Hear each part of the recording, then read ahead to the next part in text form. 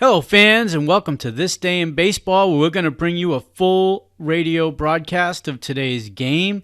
And before we do that, I just want to thank Classic Baseball Radio, and there's a link in the notes where you can check out their full channel. They have many great radio broadcasts. And while you're listening to today's game, if you want to check out much more about the game and the players, look on the links below, and you're going to see links to player pages, the date the game happened, the year it happened, and the play-by-play. Enjoy the game, and check out the links while you're watching the game, and please don't forget to hit the subscribe button so that every time new content comes out, you're going to get that firsthand. And thank you again for checking out This Day in Baseball, and enjoy the game.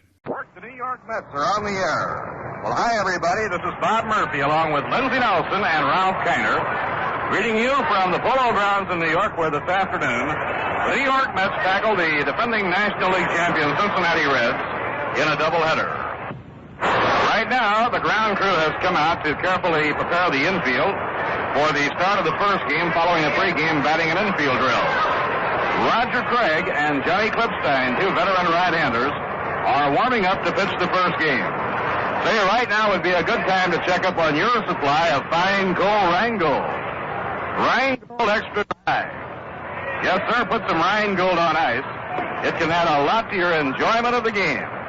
Now here is a beer with a clean, clear taste, brisk and bright all the way through. Rheingold is beer as beer should taste. Dry tells you why. Say right now would be a good time to light up a Viceroy. Viceroy is not too strong, not too light. Viceroy's got the taste that's right. That's right. Now here are the lineups and batting orders for the first game of today's doubleheader. For the visiting Cincinnati Reds, Eddie Casco will be at third base batting leadoff. Don Blasingame playing second base and batting second. Beta Penson will be in center field hitting third. Jerry Lynch will be in left field batting cleanup. The most valuable player in the National League, Frank Robinson, in right field hitting number 5. Gordy Coleman will be at first base hitting 6th. Johnny Edwards catching and batting 7th. Leo Cardenas will be at shortstop hitting 8th. And on the mound and batting 9th, veteran right-hander Johnny Klippstein. For the New York Mets, Richie Ashburn to lead off and play right field. Charlie Neal at shortstop, batting second. Felix Mantilla will be at third, batting third.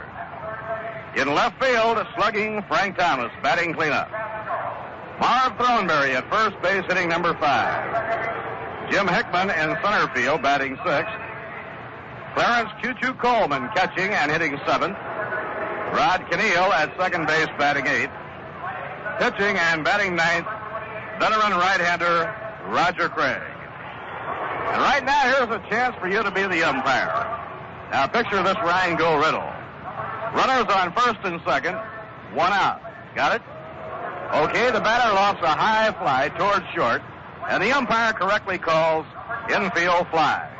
But the ball coming down strikes the front runner standing a few feet off second. How would you rule? Is the runner out? Is the batter out? Well, the answer to this one is, it's a double play.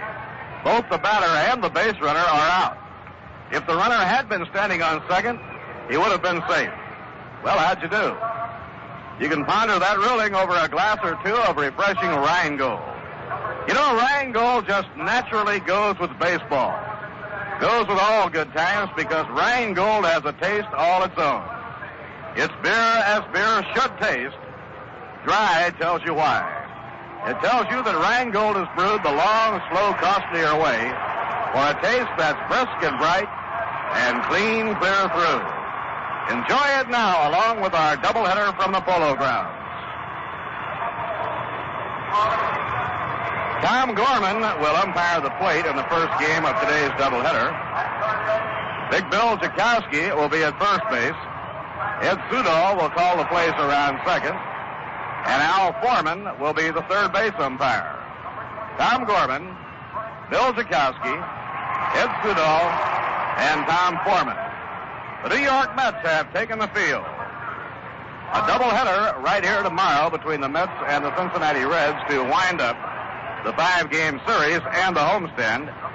Casey and the Mets then will be going to the West Coast for 2 games against the Dodgers, 2 against the Giants in San Francisco, 3 in Cincinnati, and then they return to the Polo Grounds to open a real good homestand on the 14th of August against Gene Mock's Philadelphia Phillies.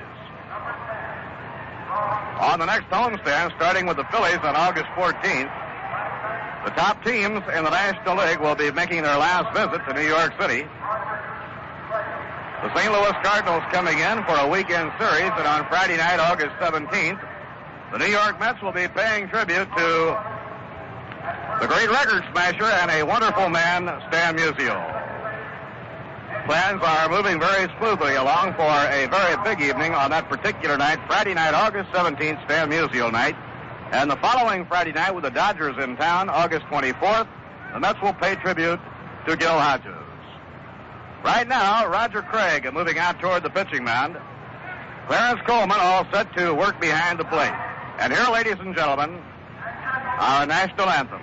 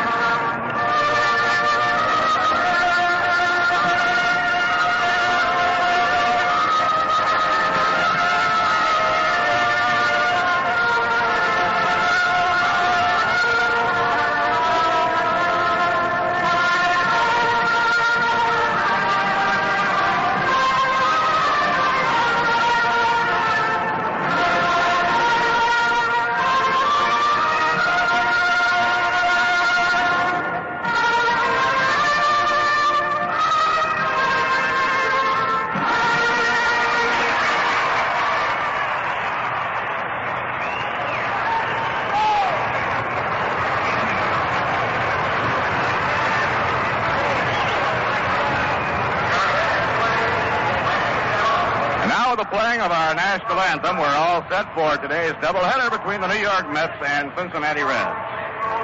Skies overhead looking much, much better. The overcast now breaking up, and we have patches of blue. Just about set to get going, so if you haven't finalized your plans for the day, we hope you're planning to join us right here at the Polo Grounds for the big doubleheader. Roger Craig will be pitching for the Mets in the first game, and Bob Miller, the right-hander, in the second ball game. The Reds pitching Johnny Klippstein in the opener, and either Jim Maloney or possibly Joe Nuxall in the second game of today's twin bill. The Mets have been wielding the home run bats and hope to blend the pitching and the home run together this afternoon against Cincinnati. The Mets have hit 9 home runs in their last 2 ball games. And they're hoping to get the kind of pitching from Roger Craig and Bob Miller this afternoon that will blend together with that type of hitting to get them going. They're up against the hottest team in the National League. The Cincinnati Reds have won 14 of their last 16 ball games. Now the leadoff hitter for the afternoon is the third baseman, Eddie Casco. Eddie hitting at .259. He's a right-hand batter.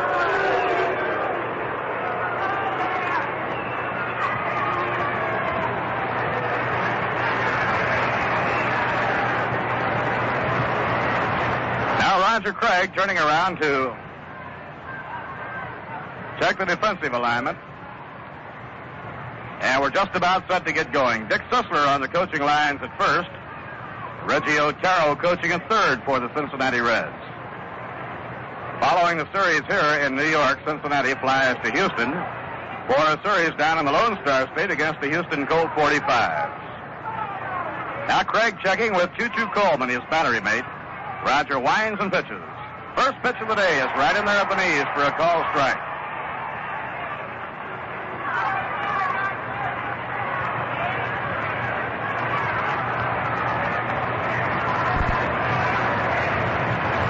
Next pitch, curve that he goes after a foul ball in the dirt right by home plate, and the count strike 2.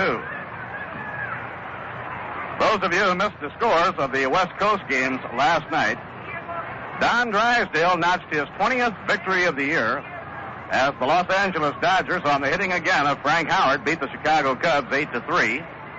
And the Pittsburgh Pirates checked the San Francisco Giants. So the Dodgers picked up a full game on the Giants last night. And he's hit by a pitch. On a 2-strike delivery, it got away from Roger Craig, and Casco is hit on the side by the pitch. So he moves down to first base.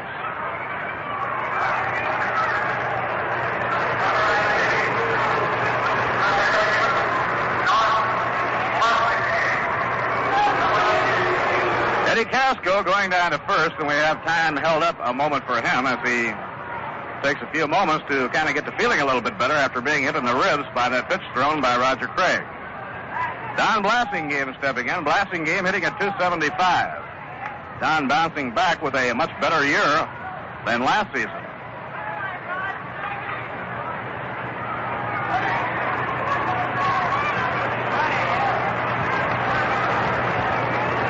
Now Marv Throneberry will hold against the runner, Eddie Casco.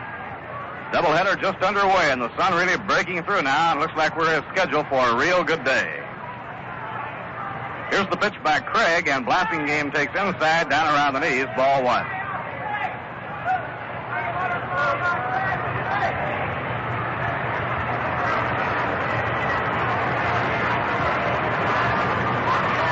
Veda Penson, the center fielder, waiting on deck. Jerry Lynch, the left fielder, batting cleanup.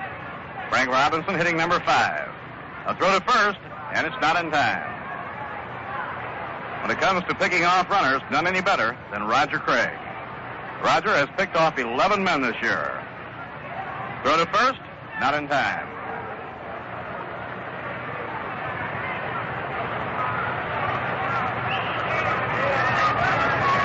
Now Craig up in pitching position, keeps an eye on the runner. Down comes his pitch. Bunted, and it's a foul ball. Bunted foul off to the left by Blasingame. He tried to bunt that one on the run. So the count is even on the Cincinnati second baseman. 1 ball, 1 strike.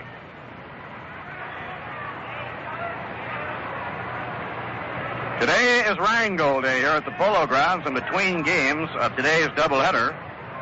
The 6 very beautiful candidates for Miss Rheingold of 1963 will make their first public appearance. Hope you're planning to join us right here at the Polo Grounds.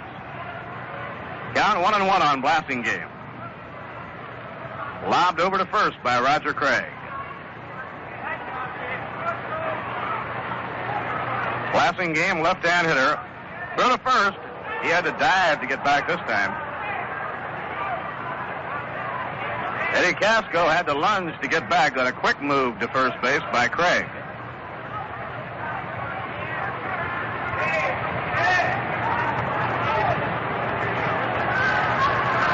Now Roger makes the stop and throws to first. Oh, saved. Mighty, mighty close. Craig comes bouncing off the mound. He thought he had him. He just about had him that time on the 5th toss over to first base. Anytime Craig is pitching and he has a man on first, that first base umpire just almost straddles the bag.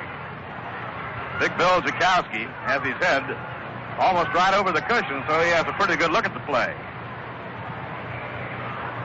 1-1, the count on Don Blasingame. Now Craig up in pitching position. Throws to first.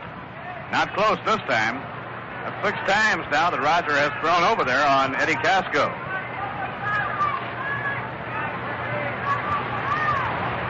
Craig is a fairly fast worker, except when he gets a man on base and he goes to work on him, and then he'll take all the time he needs trying to get him. The 1-1 pitch, swing and a miss, and the count 1 ball and 2 strikes. The amazing things about Roger is that he can throw over to first base 5 or 6 or 7 times, then suddenly pitch to the plate and come right in there with a breaking ball over.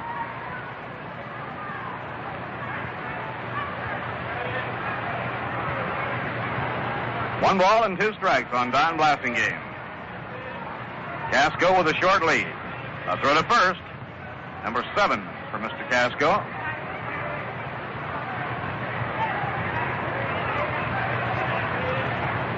Of course, nothing Roger would rather do than pick him off with those big hitters due to come up.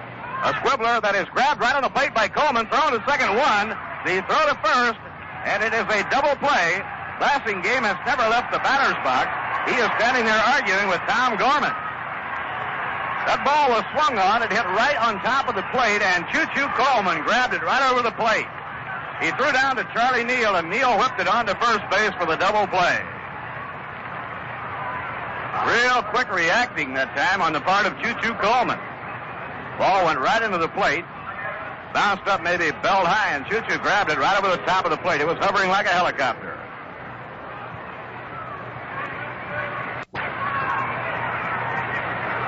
Now the hitter is Veda Penson. 2 outs and nobody on. Veda batting at .293.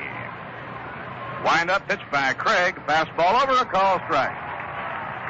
Penson with 19 home runs has 65 runs batted in.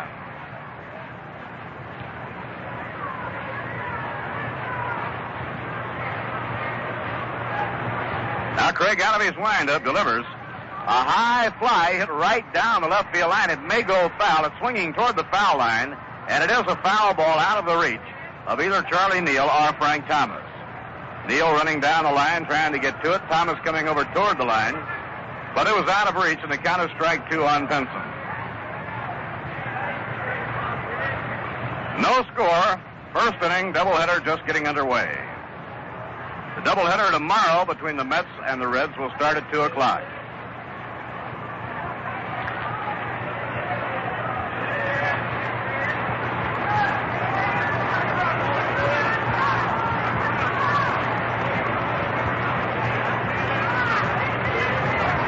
Now the windup pitch to Penson, breaking ball inside and low. 1 ball and 2 strikes. Crowd here at the Polo Grounds this afternoon will be right on the edge of their seats when Frank Thomas comes up to hit, because Frank, who tied a Major League record when he hit 2 home runs last night, has a chance to tie or better a record today. In the dirt, handled by Choo-Choo, and the count even 2-2 on Veda Penson.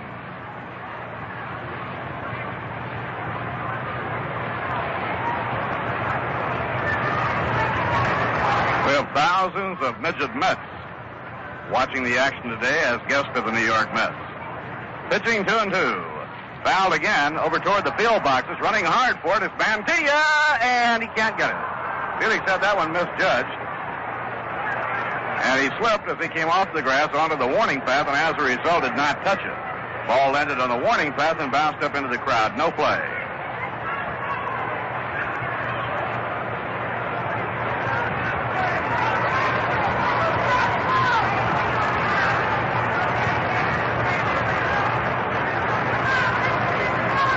Infield deep and around to right, playing Penson as a pull hitter. Now Roger Craig over the head. Down comes the arm. Strike 3 called. A fastball on the inside corner. Veda Penson called out. Side retired. No runs, no hits, no errors, none left on. The score in the middle of the first, the Reds nothing, and the Mets coming to bat. Now let's listen to a trio of your favorite performers. The Rheingold Extra Dry, extra talented players sing a medley of your favorite songs. My beer is Rheingold the Dry Beer. Think of Rheingold whenever you buy beer. It's not bitter, Not sweet. it's the dry flavor treat. Won't you try extra dry Rheingold? Rheingold beer. My beer is Rheingold, the dry beer. Think of Rheingold whenever you buy beer. It's not bitter, not sweet. It's the dry flavor treat. Want to try extra dry Rheingold beer? My beer is Rheingold, the dry beer. Think of Rheingold whenever you buy beer. It's not bitter, not sweet. It's the dry flavor treat. Want to try extra dry Rheingold beer?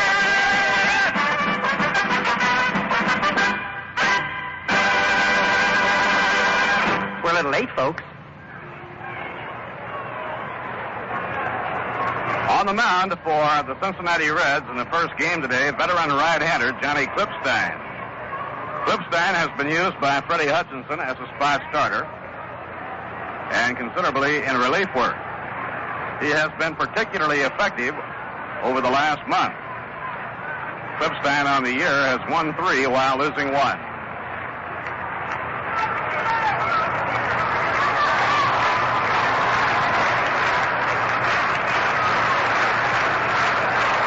Veteran right-hander Johnny Klippstein.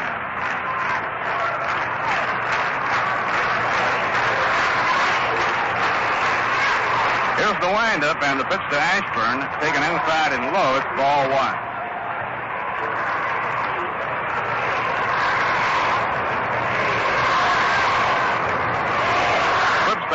Worked in relief against the New York Mets the last time they were in Cincinnati.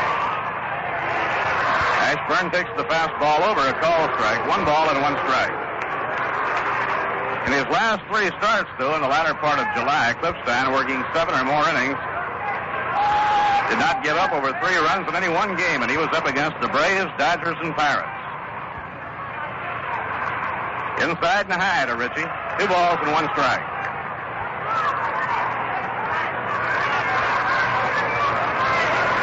Right now, Cincinnati in 3rd place, 8.5 games out of 1st. They trail San Francisco by 3.5. Inside and low, Ashburn taking, and the count goes 3-1. Ritchie hitting at .314.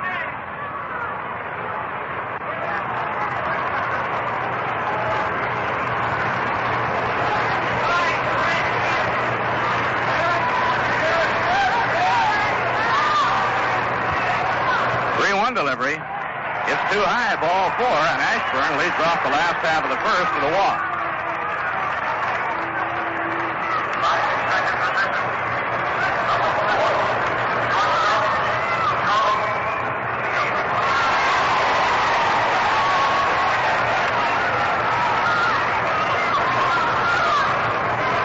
Now the hitter is Charlie Neal. Charlie batting at .255.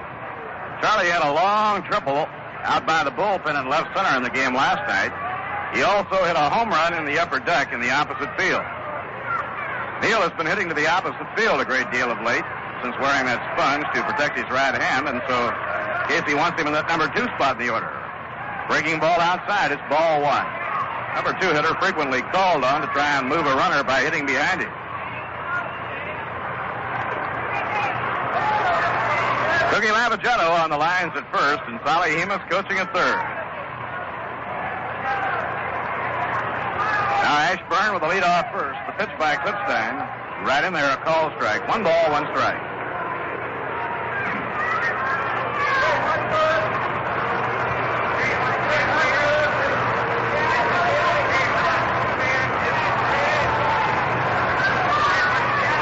Klippstein has been traded around a great deal during his major league career, and nonetheless has managed to help each ball club he's been with. There goes the runner, swing and a miss, take to second the slide, save at second base.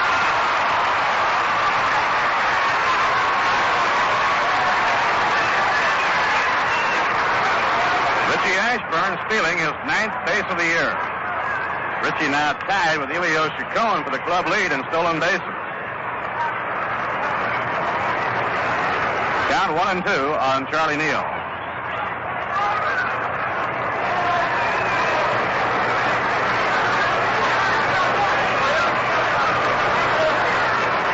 Johnny Klippstein came to Cincinnati in the deal involving rookie Dave Stenhouse.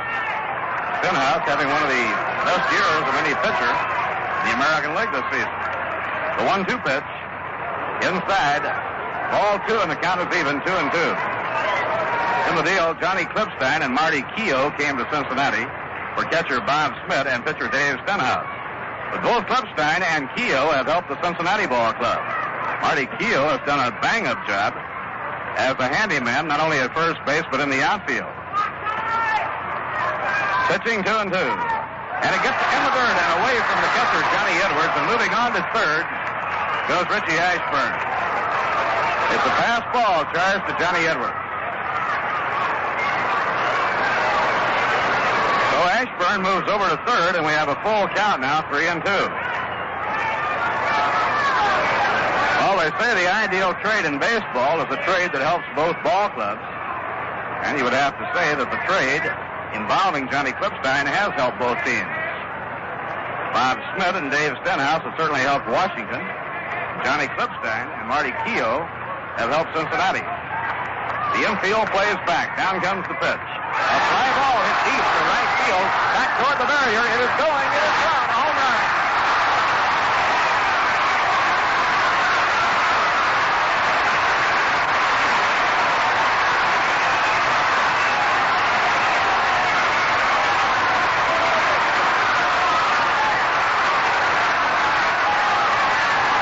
The ninth home run of the year for Charlie Neal. A belt to the opposite field, landing in the lower deck in right to put the New York Mets out in front 2-0. Neal hit one last night, number 8, and now number 9 here in the first inning today. So the Mets have gone in front by a score of 2-0. Now the hitter is Felix Mantilla. Fly ball hit high in the air and deep to left field. It's way out there. Lynch back near the bullpen, makes the catch. Back on the warning path, right in front of the bullpen, over 400 feet from the plate. Jerry Lynch pulls in a long fly, hit by Felix Mantilla. Now here's Frank Thomas. Frank now has 25 home runs, 71 runs batted in. He's hitting at .296. He hit 2 home runs Wednesday night, 2 Thursday afternoon, and 2 off Joey J last night, to tie a Major League record for most home runs in 3 consecutive games held by Tony Lazzeri, Gus Zernial, and a trick turn 3 times by Ralph Kiner. The record for most homers in 4 consecutive games is 8, held by Ralph. Swing and a miss at strike 1. Well, the Mets have really been getting that home run. Their last 17 runs have been accounted for with a home run. And Charlie Neal is really surging back with the long hits, and he has been getting them to the opposite field. Ground ball slowly hit back toward the mound. Klippstein up with it. Throws on to first, 1 away. That'll bring up Marv Throneberry.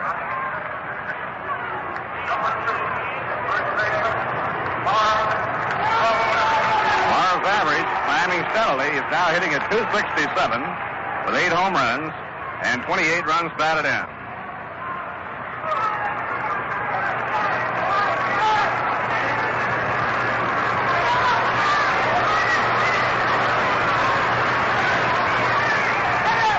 Swing and a miss on a high hard one.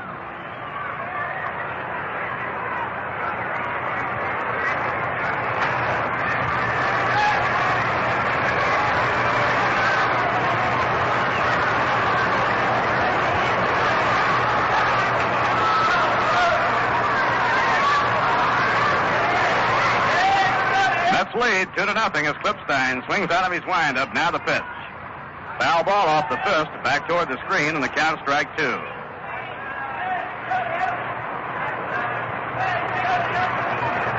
When Frank Thomas came up here in the first inning, Frank had 6 home runs in his last 12 times at bat. Now they virtually have the shift on against Throneberry. Foul ball back, strike 2. Leo Cardenas, the shortstop, has moved out on the rim of the outfield grass, almost behind second base.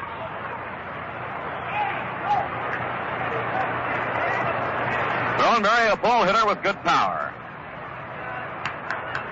Klippstein winding. Down comes the pitch. There it goes, a high drive hit deep to right field, and there it goes, a home run.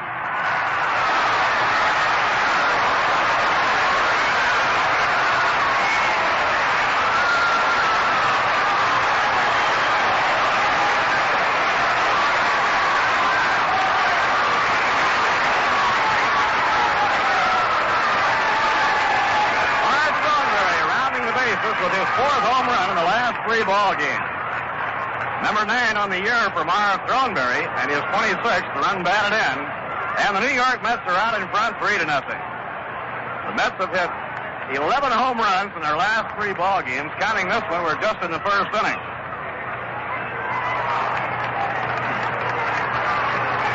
Now Jim Hickman stepping in against Johnny Klippstein. Here's the windup and the pitch. A slow curve, a little bit outside, ball 1.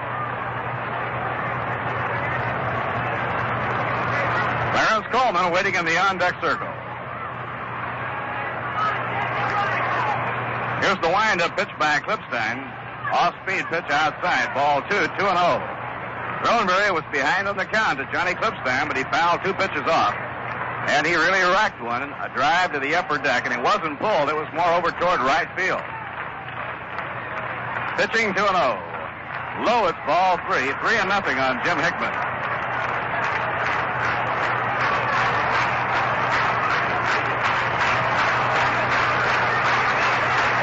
Warm-up action now for Cincinnati. Left-hander Ted Wills given the sign by Freddie Hutchinson to start getting ready. Pitching 3-0. Ball 4, outside and low. That's the second walk given up by Klippstein. He walked Ashburn. Ashburn came in to score on Charlie Neal's home run. Now Choo-Choo Coleman is the 7th man up here in the first inning.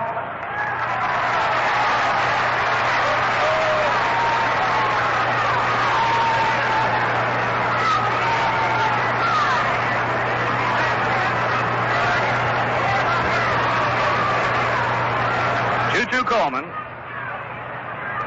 batting against right-hander Johnny Klippstein. The pitch to Coleman. A line drive going into left field for a base hit. Hickman around second with a hold there as Jerry Lynch plays the ball in. Line single to the opposite field for Clarence Coleman. That's the 3rd hit off Klippstein, and it brings up Rod Keneal. Rod hitting at .293. Rod has been cooled off the last 2 ball games after a real hot streak over an 11-game period. Now Klippstein into the stretch. Delivers to the plate. A ground ball up the middle for a base hit to center field. Hickman around third is coming in. Racing on to third goes Clarence Coleman. And the Mets are out in front, 4-0. Rod Keneal, a ground single to center field. And this might be it for Johnny Klippstein. Freddie Hutchinson is making his way to the mound.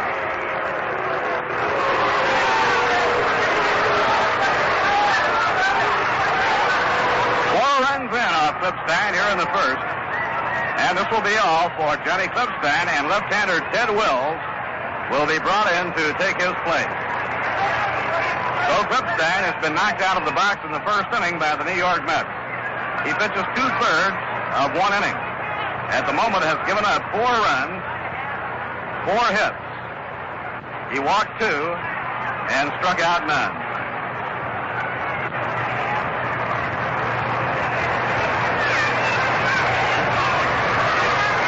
Lefty Ted Wills, who started out in the Boston Red Sox organization, will be brought in now by Freddie Hutchinson. Here's the schedule of other action. In the National League, a doubleheader at Milwaukee. They were rained out last night. Philadelphia playing at Milwaukee, 2 games. Houston, a day game at St. Louis.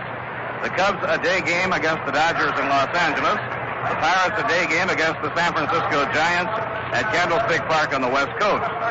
In the American League, the Yankees have a day game against the White Sox in Chicago. Kansas City, a day game at Cleveland. Los Angeles will play a night game at Baltimore. Minnesota, a day game at Detroit. And Washington, an afternoon game at Fenway Park against the Boston Red Sox. And right here, we're in the first inning of a doubleheader on Rheingold Day. Hope you're planning to join us. We have a lot of baseball still in store for us. And between games of today's doubleheader, there will be entertainment, plus the first public appearance of the 6 beautiful candidates for Miss Rheingold 1963. If you have an eye for beauty, you'll want to be here for the program between games. Right here, while Ted Wills gets warmed up on the mound, let's pause for station identification. This is WGY Schenectady, 810 on your dial, where the time is 29 minutes past 1 o'clock and the temperature is 80 degrees. Very pleasant, 76 degrees here at the Polo Grounds. Left-hander Ted Wills has 1 man and lost 1. He's from Fresno, California. He has a Major League lifetime record of 6 wins and 9 losses compiled in the American League. He stands 6'3", and weighs 200 pounds. This year, Ted Wills has won none and lost one. Has been used mostly in relief, although as an occasional spot starter. And this is his 17th appearance of the year. Roger Craig will be coming up now to face Ted Wills. The New York Mets have knocked Johnny Klippstein out of the box in the first, scoring 4 runs on 4 hits, including home runs by Charlie Neal and Mara Throneberry. Throneberry hit 2 on Wednesday against Art Mahaffey. Hit one last night and another one today. A ground ball right back to the mound, taken by Wills. A low third to get by the first baseman. Coleman is running in to score. Caniel around third. The ball goes into the crowd. It goes into the crowd. 2 bases coming off the field. 2 runs come in. Well, Ted Wills had probably as easy a play as you can find in baseball to make. Roger Craig hit a ground ball easily right back to him. He had all the time in the world. He turned, and lo and behold, he made a low throw. Low and wide. It couldn't be handled by Gordy Coleman, and the ball goes over and into the crowd. And now the umpires are saying that Rod Caniel must stop at third and that Craig goes to second. Coleman comes in to score on the error charge to the pitcher, Ted Wills. Caniel winds up on third. And Craig on second. 5 runs are in. The Mets now lead 5-0.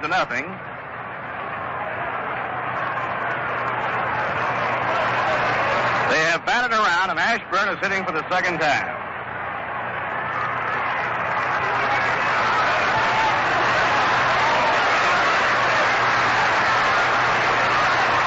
Here's the pitch on the way. Inside and high to Ritchie, ball 1. Ritchie drew a walk leading off in the first inning. Mets lead 5-0.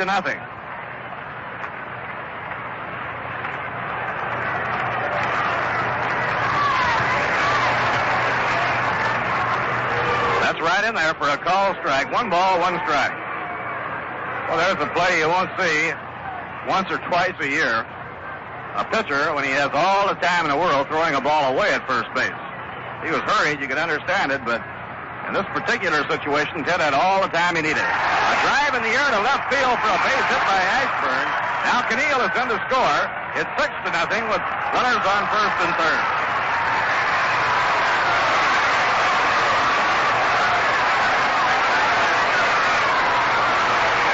Run batted in for Richie Ashburn. Rod Caniel crossing the plate.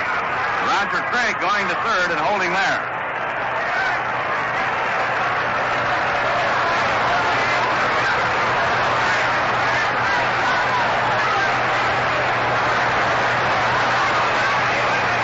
Runs are in the first inning, all charged to Johnny Klippstein. The men on base now, the responsibility of relief pitcher Ted Wills.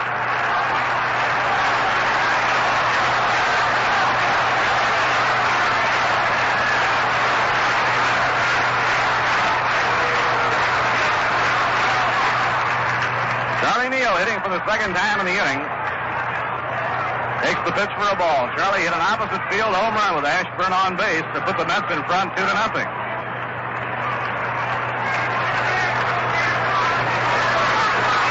Now Wills off the stretch, delivers a swing and a miss on a fastball. 1 ball, 1 strike.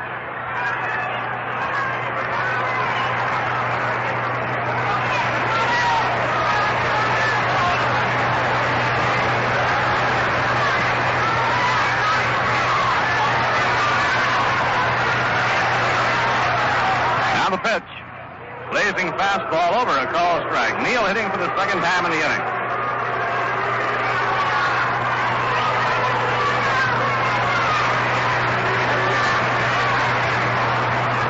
Six runs in on 5 hits. 1 error charged to Ted Wills. 2 walks figuring in the scoring. Runners on first and third, 2 men down. Now Wills up in pitching position. Delivers to Charlie Neal, a swing and a miss. He struck him out to retire the side. But it was a big first inning for the New York Mets. They scored 6 runs. 5 hits. 1 error. And the Mets had 2 left on. 6 runs, 5 hits, 1 error, 2 left on. At the end of 1, the score of the New York Mets 6 and the Cincinnati Reds nothing.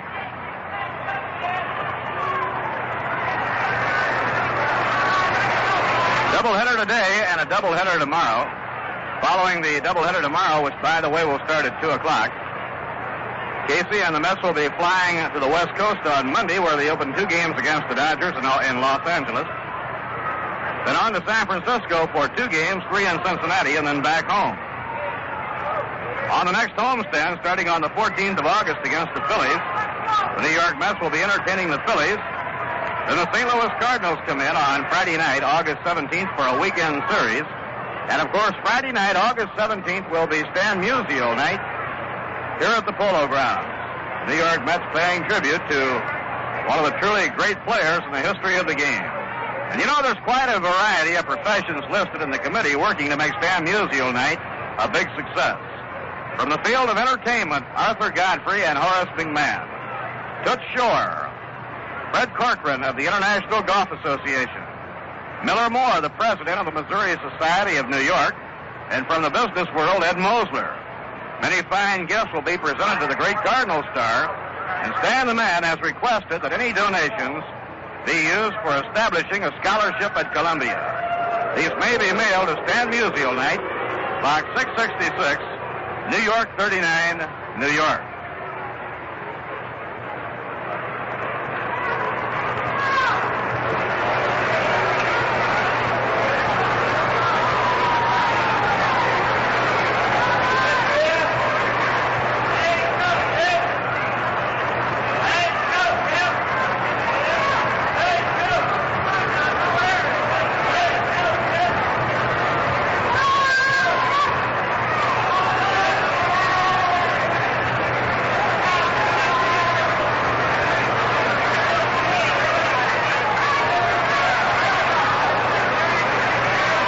Second inning, Cincinnati will have Jerry Lynch, the left fielder, leading off against Roger Craig.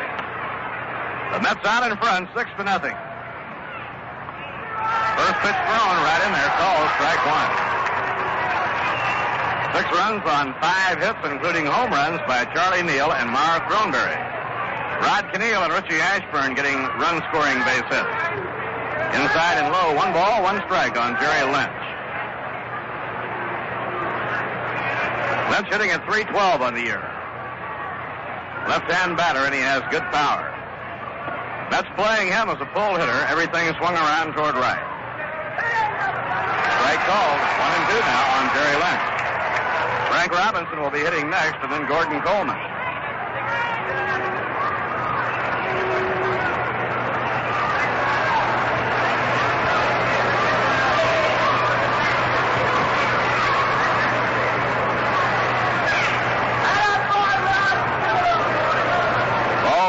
And the count even, 2 balls and 2 strikes.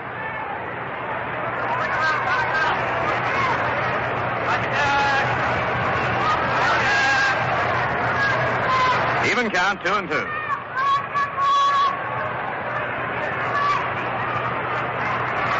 Foul ball, barely got a piece of that one, and it was fouled into the dirt right by home plate.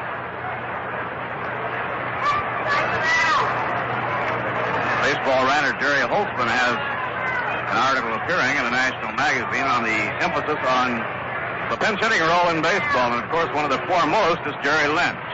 Ground ball on the right side of the diamond. Rod Keneal to his left. He's up. Takes to Throneberry in time. One away and nobody on. And the hitter now will be Frank Robinson. He's been red hot. Robinson hitting .334 with 20 home runs and 89 runs batted in.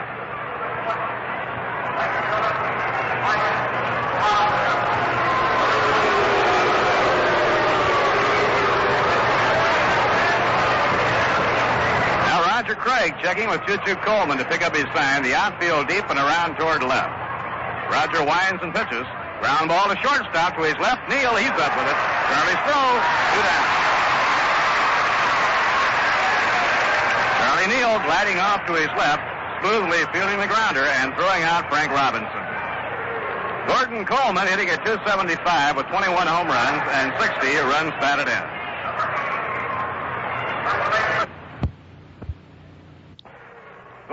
Coleman hitting at .275 with 21 home runs and 60 runs batted in.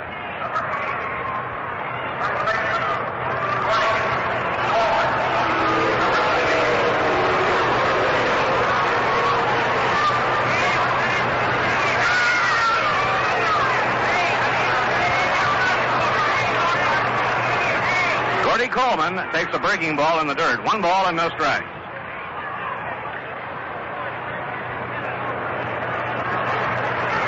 Mets in front, 6-0. We're in the top of the second. Now Craig winds. Down comes his pitch. And that's over. 1 ball, 1 strike. The Mets made the most of their opportunities in the opening inning off Johnny Klippstein and Ted Wells.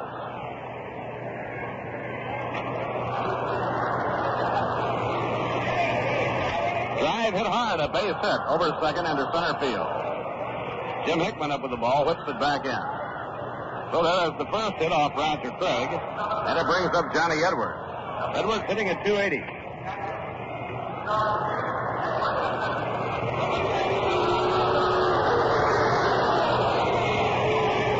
Johnny Edwards, a smooth as silk receiver, and he's had a real good year offensively for Cincinnati.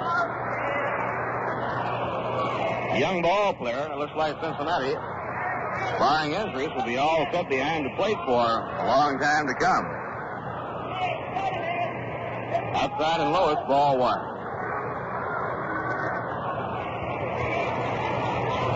Well, Stan Musial continues to amaze everyone. Stan has opened up. 7-point lead over the Dodgers' Tommy Davis down the National League batting race. Outside and lowest, ball 2, 2-0. Stan hitting .355, Tommy Davis .348. Cincinnati's Frank Robinson third. Big offensive story in the National League these days, though, is being written by Frank Howard of the Los Angeles Dodgers. He has been tearing up the list. Now the 2-0 pitch. Call strike, 2-1. In 5 of the last 6 Dodger victories, Howard has knocked in the winning run. He's knocked in almost 60 runs in less than 40 ball games.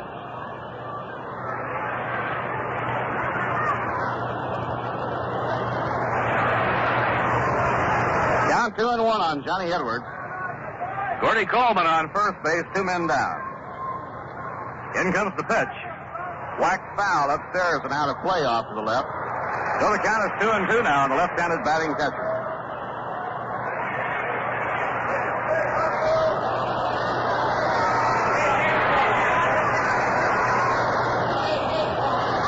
Weeks ago, Frank Howard wasn't even close to being among the leaders in runs batted in.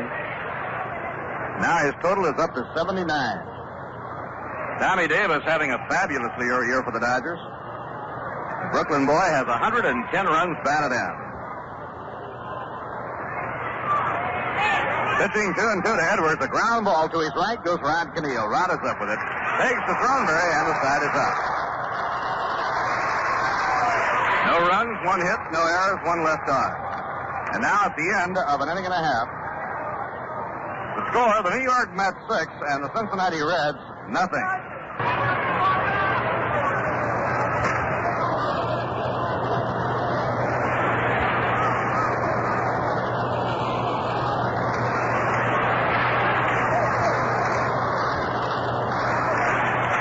Felix Mantilla bats against southpaw Ted Wills in the last half of the second.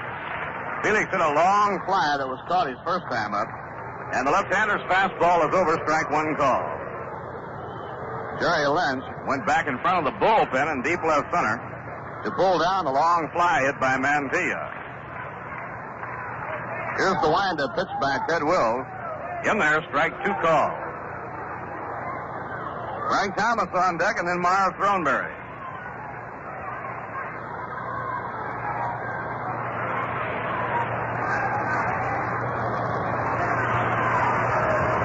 Now the 2-strike pitch to Mantilla, outside and low. He tried to get him to go for a bad ball. 1 ball and 2 strikes.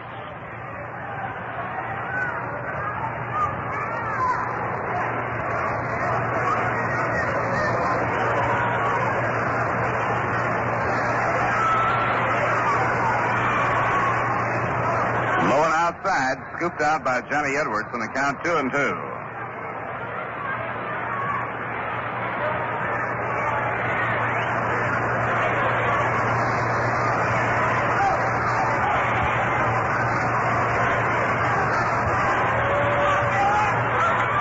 Fly ball to straightaway center field. Moving back, Veda Penson. He settles under it, and Veda makes the catch, retiring Felix Mantilla. One away, nobody on in the last of the second, and now Frank Thomas bats for the second time. Frank 0 for 1, grounded out pitcher to first during the 6-run first inning. The Mets have 3 hitters dealing a hot hand on the long ball right now. Frank Thomas, Charlie Neal, and Marv Throneberry. Thomas has hit 6 of the last 3 games. Throneberry now has hit 4 in the last 3.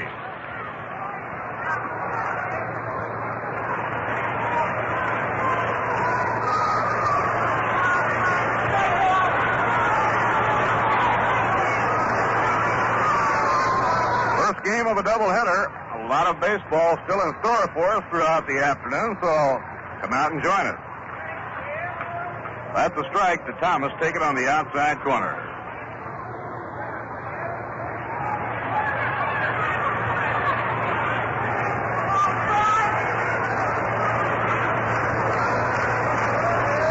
Now Wills winds. In comes his pitch. This one is in the dirt out in front of the plate. Skips away, no damage done with the bases clear, and the count is even at 1 ball, 1 strike. That Cincinnati outfield has really swung around to left against Frank Thomas. Ralph, take a look at that right fielder, Frank Robinson. He looks like the center fielder. Veda Penson's over at left center and almost over on the line, and with his back up against the wall is Jerry Lynch. If he should happen to hit that ball to right field, he can run over tomorrow. Outside and high, 2-1.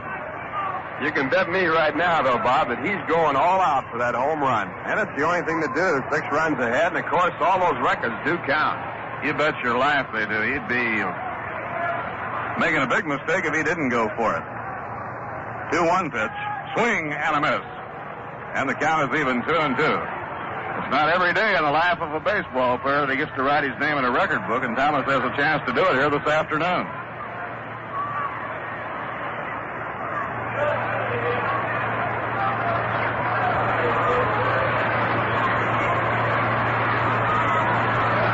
Two now.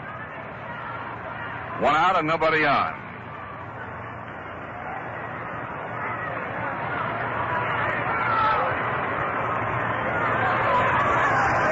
Now Wills over the head, down comes the arm, and he pops the ball up. An infield pop fly down the first base line. Gordy Coleman under it, and he makes the catch. Ball caught in fair territory. 2 men down now in the home second, and the batter will be Marv Throneberry. Throneberry hit a home run in the upper deck in right field in the first inning.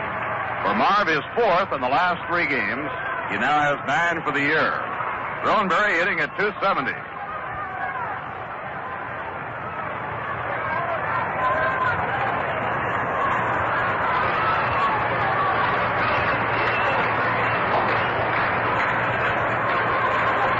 Swing and a miss on a high fastball. Strike 1.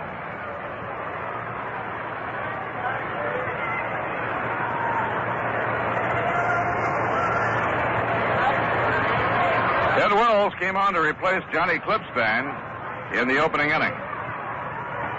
Breaking ball over, a strike 2 call. The Mets got off to a lightning start against Klippstein. Ashburn walked. Charlie Neal hit a home run to the opposite field. 2 runs were in.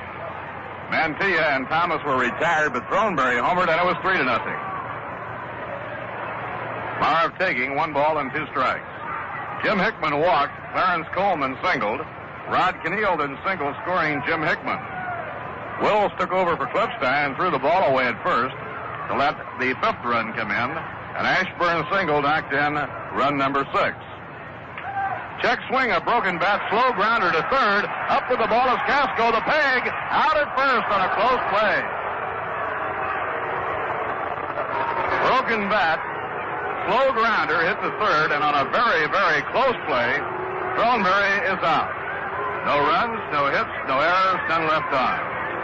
Now at the end of 2, the score, The New York Mets 6 and the Cincinnati Reds nothing.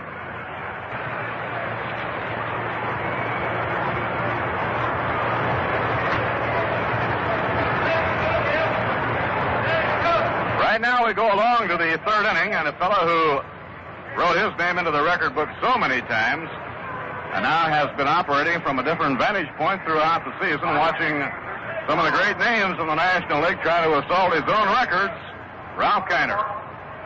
Okay, Bob, top of the third, 6-0 Mets lead.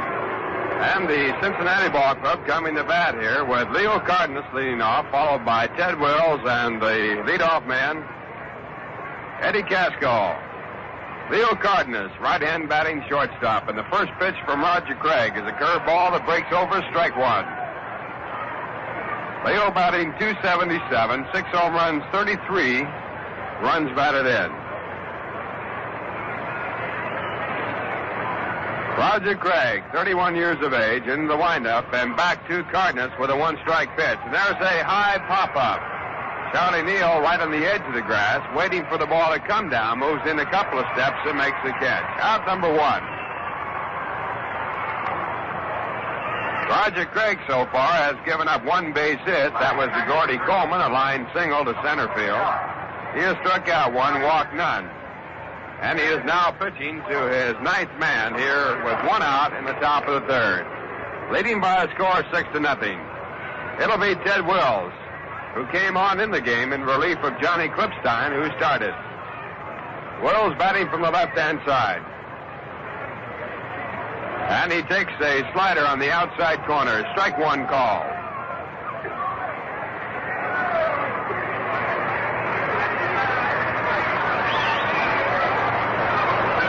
Now Roger back to work with a one-strike pitch, a curveball that drops over in the strike zone. Strike two. Roger with a record this year against Cincinnati, 0-2. Shakes off the first sign from his catcher, Choo-Choo Coleman. Has shaken off three now. Takes a fourth, and here's the two-strike pitch. Swing and a miss at a curveball, strike three. Roger picking up his second strikeout, out number two.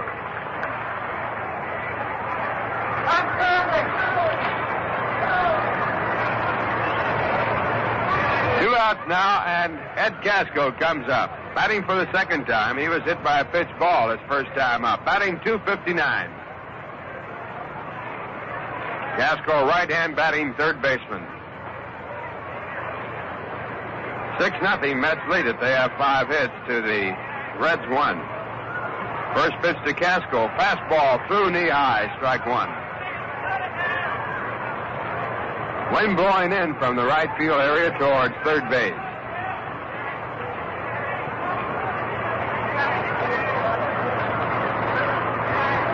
Craig back to Casco with a good breaking curveball. Strike two. Roger with not many runs at all prior to this game. In about his last 10 starts, really having a laugher here so far. 6-0 his way. This has been a real millennium for him. There's a check and a swing in time, ball one.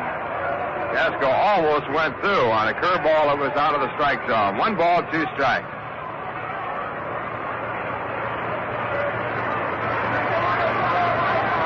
One of the losses to Cincinnati, a 2-pitch loss. He came in through 2 pitches, and Marty Keough hit a home run off the second. There's the curve, and again it's down too low. Ball 2. 2 balls and 2 strikes.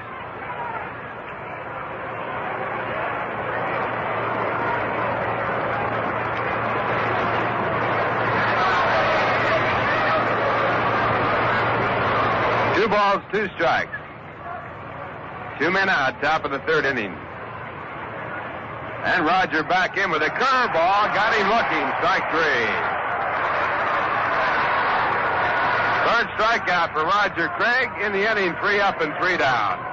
And the score at the end of 2 1/2 innings to play. The Mets 6, the Cincinnati Reds have none. Bottom half the third inning, the Mets coming up now to bat for the third time. They scored 6 runs in the first inning, the only run scored in the game, and they lead it by a score of 6-0. Leading off here against Ted Wills will be Jim Hickman, followed by Choo-Choo Coleman and Rod Keneal. Jim walked his first time up. Right-hand batting center fielder, and he takes the curveball over, strike one.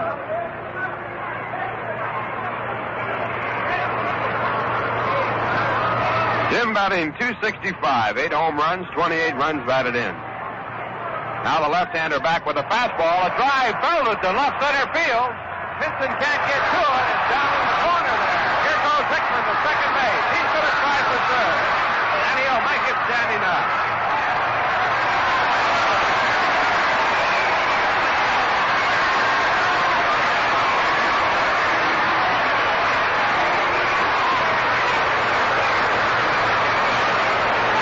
Jim Hickman with a long triple to left center field. That ball was on the line, really driven through the hall.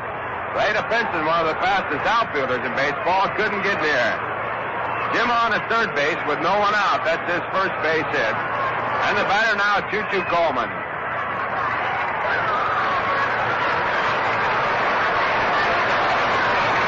Second base hit off Ted Wills since he came in the game. Infield is in, and the first pitch to the left-handed batting catcher is a fastball right under the chin for ball one. Coleman singled to left field his first time up. Batting .235, 1 home run, 3 runs batted in. His home run coming last night with a man on. One strike pitch is swung on and missed.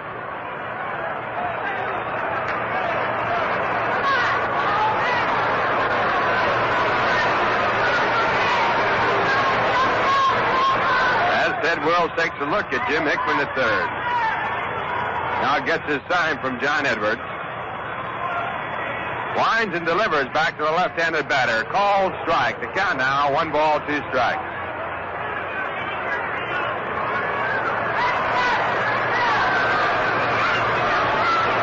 Coleman's home run last night as a pinch hitter. He has the distinction of hitting the first Mets home run in their history. That came in a spring training exhibition game. There's a fastball popped up down the right field line. This might be trouble, but it's going to be in foul territory. A good play by the second. Now dropped. Don Blasingham came over, got his glove on the ball, then dropped it. Long run, no error on the play. Hickman would have scored if he'd have caught the ball from third base as Blasingham was still going with his back to the infield out towards the right field wall. Count holding now at 1 ball and 2 strikes.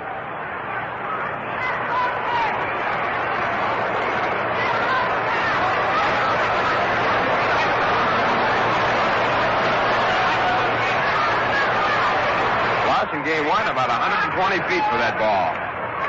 He was playing in at his second base position, even with the line running between first and second. Now the 1-2 pitch again to Coleman. A swing and a miss, strike 3. Ted Wills picks up a strikeout. That's his second since he came in the game, and now 1 out as Rod Keneal comes to bat. And while we have a conference on the mound, we'll take this opportunity to pause for station identification. This is WGY Schenectady, where you can hear all the games of the New York Mets. For baseball, for the best in music, for comprehensive, reliable news reporting. Stay tuned to WGY. Still around the area, come on out. Plenty of activity going on between games. They're going to present the finalists in the Miss Rheingold contest. Also, another game coming up after this one. Scheduled to pitch in that one, Bob Miller for the Mets. Here's Rod Keneal. He takes outside for ball 1. John Edwards in the conference at the mound with Ted Wills. Very alert for possible squeeze play here. Infield playing very shallow, trying to cut off any future runs. The Mets lead 6-0. Pitch back to Keneal, foul away, strike 1. Rod singled to center field to drive in a run in the first inning, 1 for 1. That was his first hit in the series against Cincinnati. Batting .293 at the start of the game.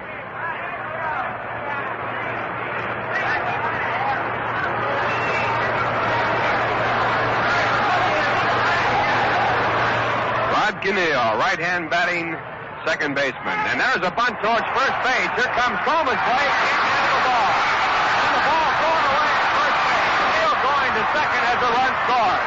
Now he's going to go to third. Here comes the play from Don Blasingame, and Neal goes all the way to third base on a bunt.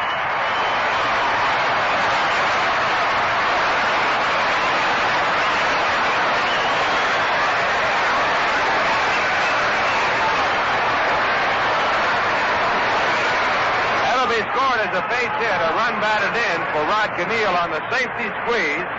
And when Coleman threw the ball away at first base with Don Blasingame covered, the error allowing Keneal to go all the way to third. An error on Coleman, the first baseman. And it's a 7-0 game in favor of the Reds.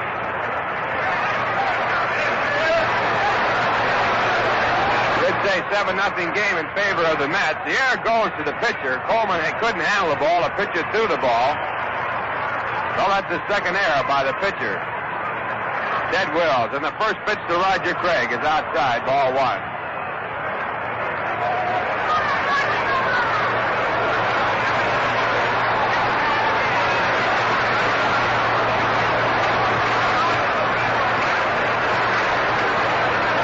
Roger was safe on an error by Wills in the first inning. There's a bunt attempt, but foul. Again, the safety squeeze put on. Keneal at third base was not running on the suicide, waiting for the bunt to go in a direction to allow him to score.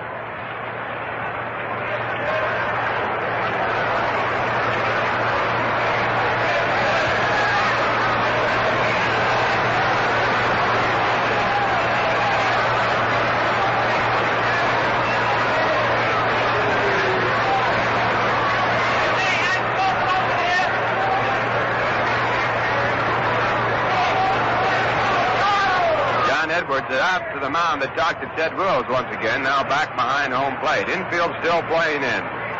Mets lead at 7 runs on 7 hits. Reds have no runs and only 1 hit. Roger Craig, 0 for 1. Right-hand batting pitcher. And the 1-1 pitch to him is fouled off the catcher's glove. 1 ball, 2 strikes.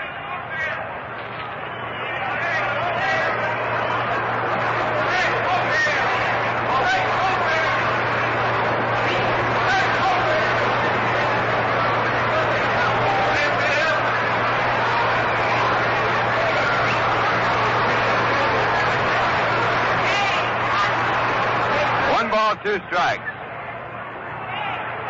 As Wills winds and comes back to Craig. A bunt attempt for strike 3. And holding at third base on the safety bunt again, Rod Keneal. So Craig goes down. It's a strikeout for Ted Wills as Craig bunted through the ball. Catcher holding on to it. Foul tip area. And it brings up Richie Ashburn. Richie 1 for 1. Also drove in a run. Scored 1 when he walked in the first inning. 7-0 game in favor of the Mets.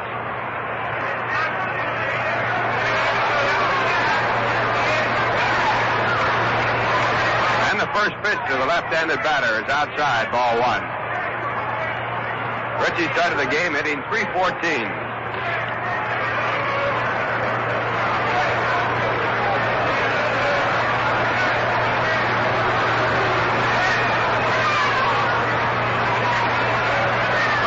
Back to Ashburn, inside, ball 2. 2 balls and no strikes with 2 outs. Rod Keneal at third base.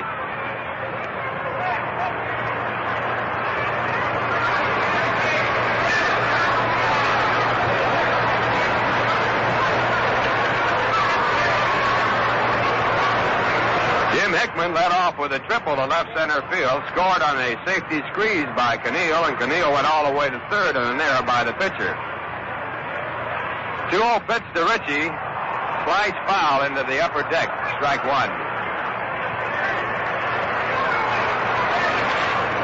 Mets scored 6 runs in the first inning on a 2-run home run by Charlie Neal. A solo home run by Morris Throneberry.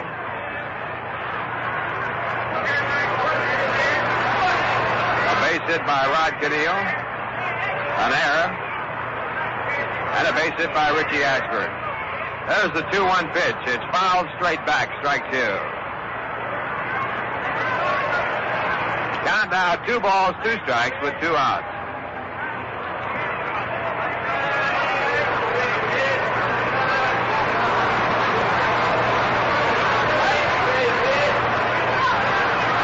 First game of a doubleheader coming your way from the Polo Grounds. Doubleheader tomorrow starting 2 o'clock with these same 2 teams. Now Ted Wells looking for the sign, has it. Winds and delivers to Ashburn high inside. A fastball, ball 3. So Richie working the count all the way out at 3 balls and 2 strikes with Charlie Neal, the on-deck batter. 7-0 game. Mets lead it. Mets looking for their first win over the Cincinnati Reds, the only team they have not beaten this year. The 3-2 pitch to Richie, line to the third baseman, Eddie Casco. He takes it for out number 3. But in the inning, the Mets pick up 1 run on 2 hits. There was 1 error. 1 man was left in the score at the end of 3 innings of play. The New York Mets 7, the Cincinnati Reds nothing. And right now, very, very light drizzle starting to fall. Well, all set to go at the top of the 4th. And the first pitch to Don Blasingame is bunted foul. Strike 1. Roger Craig now working in the 4th inning, has gone through 3 innings, allowing only 1 hit. He has struck out 3, left 1 man on. For the Mets, they have 7 runs on 7 hits, and they have left 3 men on.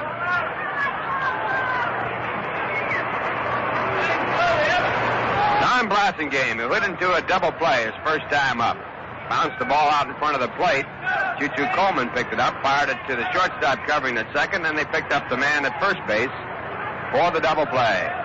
Slow curveball that is not over. Ball 1. 1 ball, 1 strike.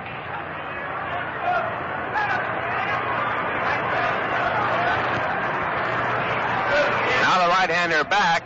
Blasingame takes it, ball 2. He was going to bunt, held up at the last minute when he saw the ball outside the strike zone.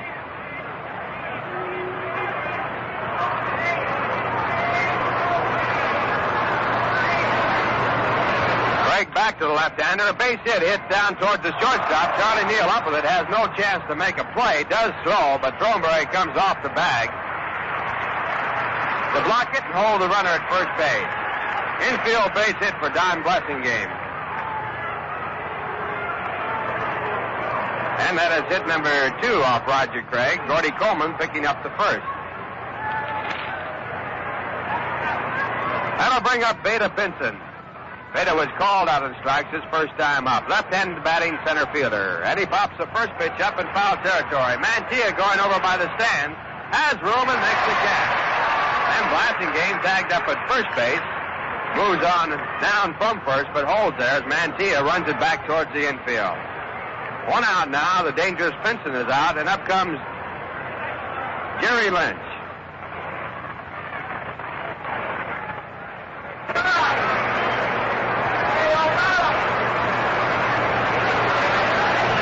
Jerry, left-hand batting left fielder. Grounded out to second base his first time up. And he swings and fouls the first pitch out of play. Strike 1. Lynch batting .312 at the start of the game, and now the sprinkles coming down a little bit more often. Sky is very light. Doesn't seem too probable that we'll have a heavy rain. Of course, you can never tell. 1 strike pitch, a slow curve, swung on a miss for strike 2.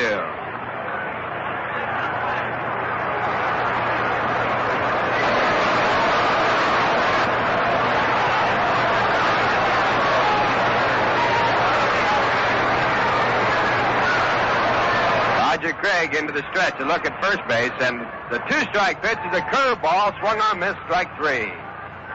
So Jerry Lynch goes down on the strikeout. Strikeout number 4 for Roger Craig. And with 2 out, Frank Robertson comes to bat.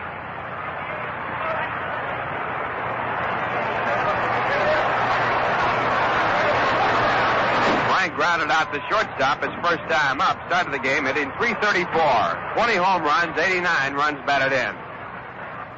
7-0 game, and now time call by Tom Gorman. And they're going to put the tarp on, and we'll have a slight rain delay.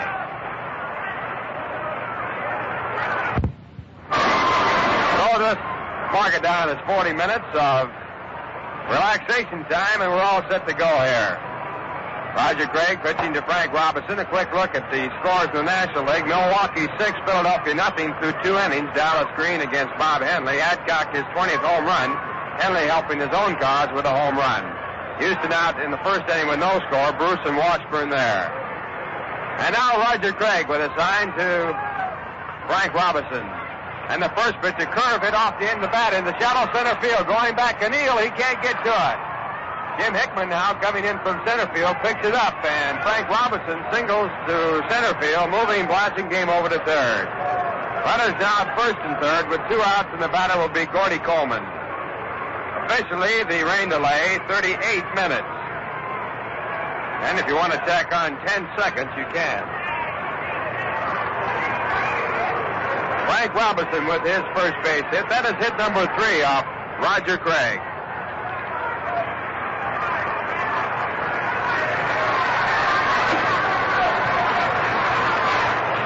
7-0 game in favor of the Mets. And the left-handed batting first baseman, Gordy Coleman, the batter. He picked up the first hit of the game for Cincinnati, and he swings and fouls the first pitch down to Dick Sister, the first base coach. Coaching at third base, Reggie Otero. 2 men out, 1 strike count on Gordon Coleman.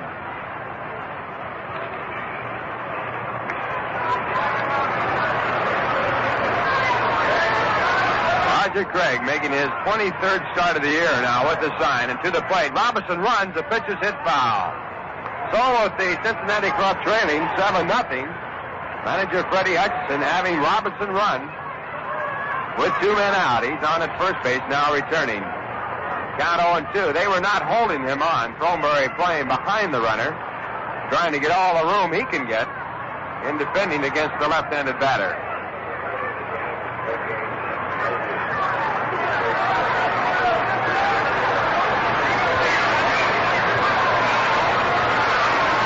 Throneberry still a couple of steps behind Frank Robinson. As Craig takes the sign from Choo-Choo Coleman. Here's the stretch position. A look at first base. And the pitch back to Coleman outside, ball 1. Fastball way outside. Not a pitch out because the catcher, Choo-Choo Coleman, not out there before the pitch came. He had to move out to catch the ball.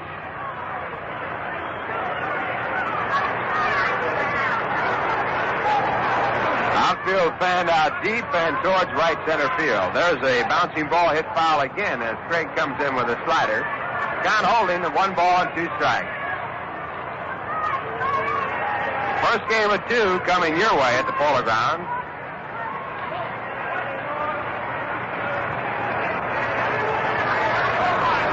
Seven-0 game in favor of the Mets. They're looking for their first win in 9 starts against Cincinnati. There goes Robinson again, and again the ball is fouled away. Oh, Frank Robinson getting exercise at first base, and the count holds at 1 ball and 2 strikes.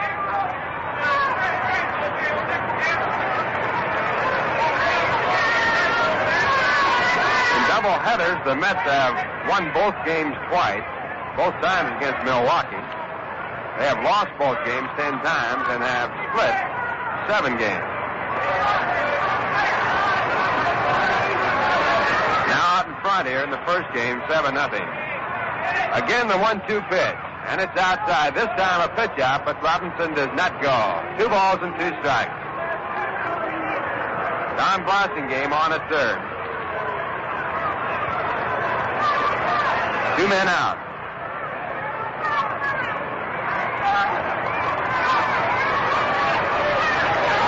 Craig in good motion before the rain delay, now trying to get back in rhythm. Hard to come back after sitting down for some 38 minutes. Now the pitch back to the left-handed batter, and again it's fouled away, this time straight back. Count remaining at 2 balls and 2 strikes with 2 outs. Roger has a record this year against Cincinnati of no wins and 2 losses. For the lifetime record, he stands at 8-7 against them.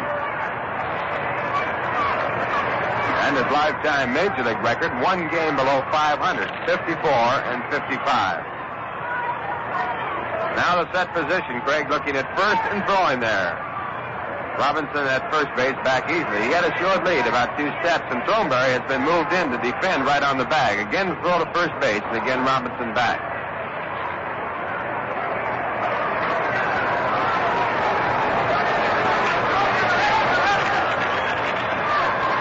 Now Roger looking at first and throwing there again, 3 in a row.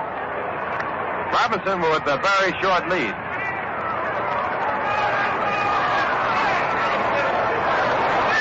Roger has picked up 11 men so far this year. There goes the runner. The curveball hit to left center field, high in the air. Going back, Thomas, and he is calling. Now Hickman moves across and takes the back of it. And that retires the side. At the last minute, Jim Hickman came across and back at Thomas and made the catch. In the inning for the Cincinnati Reds, they were out for 38 minutes because of rain. No runs on 2 hits. No errors and 2 men left. And the score at the end of 3 1/2 innings of play. The New York Mets 7 runs on 7 hits. The Reds have no runs on 3. While Ted Wills warms up on the mound getting ready to pitch to Charlie Neal, we'll look at the scores in the American League. The Yankees out in the top of the first inning. And now batting against Frank Baumann as the Chicago White Sox play the Yankees in Chicago. It is Bill Stafford going for the Yankees, his record 9-6. At Cleveland, it's tied up 2-2 through 2 innings of play. Los Angeles scheduled at Baltimore. Minnesota playing Detroit. Collum and Regan, the opposing pitchers in that one. And Washington won Boston 0 through 2 innings of play. Burnside against Conley. 1 home run in that game by Shavy in the first inning. In that Kansas City-Cleveland game, McGee pitching against Perry. Right now, though, Charlie Neal batting against the left-hander, and the first pitch by Wills, a fastball high, ball 1. It was Charlie Neal's 2-run home run that gave the Mets a quick 2-run lead in the first inning. They added 4 more, scoring 6 runs in the first. And they lead at 7-0 through 3 1/2 innings. Charlie Neal, the right-hand batting shortstop. 1 for 2 in the game.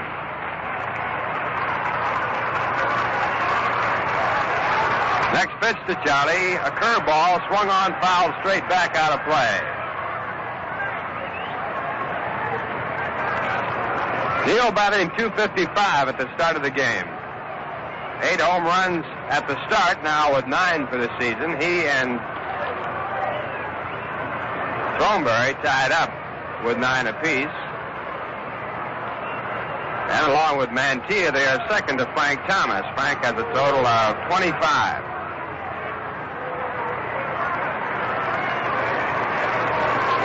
Now John Edwards, the catcher for the Reds, out talking it over with Wills on the mound. Wills, the second pitcher used by the Cincinnati club. John Klippstein started the game, went 2/3 of an inning, was charged with 6 runs.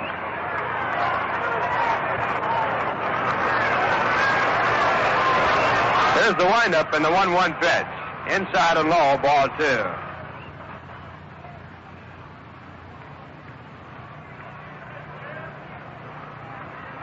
Don Klippstein, the pitcher of record in the ballgame for Cincinnati.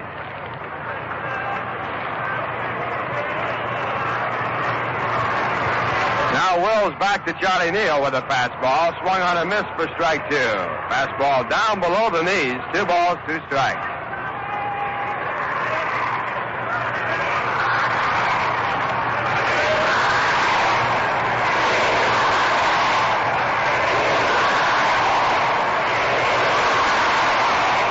Up in the 2-2 pitch. Foul tip down off the shin guards.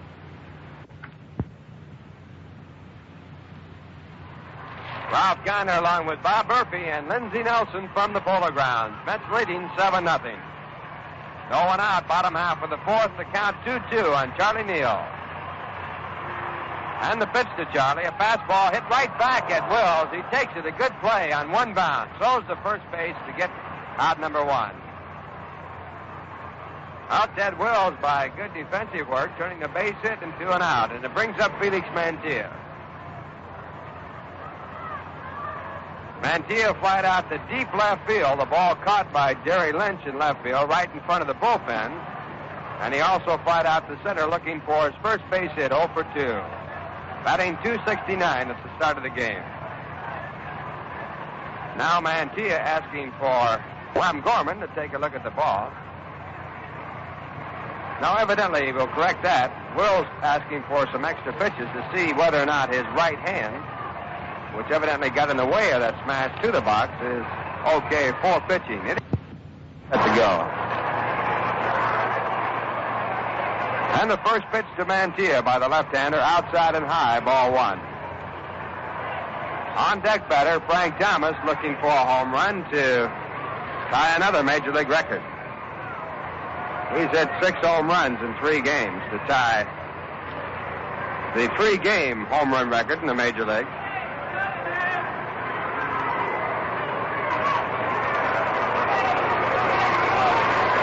And the 1-0 pitch to Mantilla, outside for ball 2. Mets 7 runs on 7 hits. They have left 3 men on. Reds have no runs on 3 hits, and they have left 3 on. Bottom half of the 4th inning, 1 out. 2-0 pitch is low down in the dirt, ball 3. So Mantilla out in front, 3-0. Batting against Ted Wills.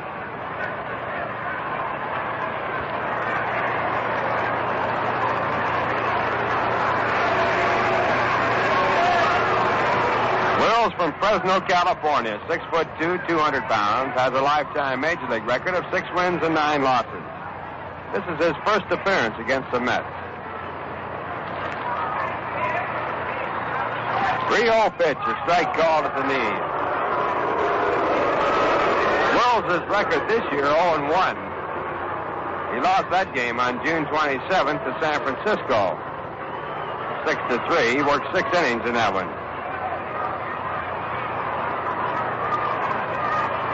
Now the windup and the 3-1 pitch.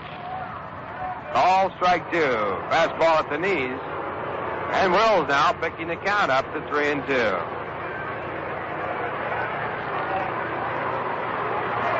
Frank Thomas waiting in the on-deck circle, swinging 3 bats, standing up. The windup and the 3-2 pitch. Line to left field, but foul. Foul. Bouncing off the left field wall and going out toward shallow left field.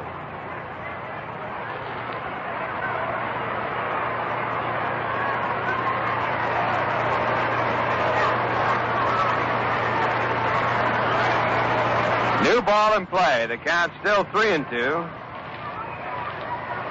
As Wills reads the signs from John Edwards.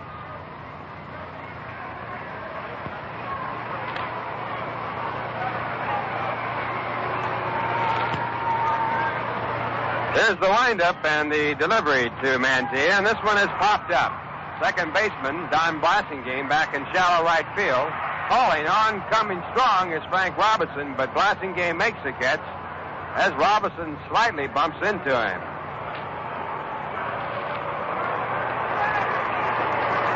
So 2 out now, and Frank Thomas comes to bat.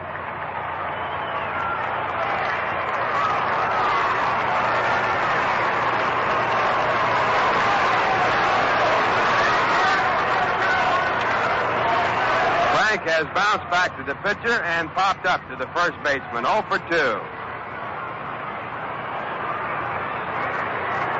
Right hand hitting left fielder, and the first pitch to him by the left-hander is hit off the end of the bat over towards the second base side and taken there by Blasingame. That was a spinning grouper type hit that Blasingame took going towards right field. Ball hit right off the end of the bat. 3 up and 3 down the score at the end of 4. The New York Mets 7, the Cincinnati Reds nothing. All right, Ralph. Johnny Edwards will be coming out to lead off as the game moves into the 5th inning. High and somewhat leaden overcast, although not any apparent immediate threat of rain. Well, fans, light up a Viceroy and find out what we mean when we say, Viceroy's got the taste that's right. Roger Craig on the mound for the New York Mets. Roger trying for his 6th win of the year. Many times a sustained delay caused by rain will throw a pitcher out of that good groove like Roger Craig was in prior to the delay. But Roger came back after giving up a bloop base hit to Frank Robinson to get Coleman on a long fly and retire the side. Now Johnny Edwards is up in the top of the 5th inning. This is the first game of a doubleheader on Rhinegold Day. Tomorrow a doubleheader with Cincinnati to wind up the homestand. The Metsmen will be on the road for 1 week. Oh, Roger Craig out of his windup. The pitch thrown, taken a little bit low. 1 ball and no strike.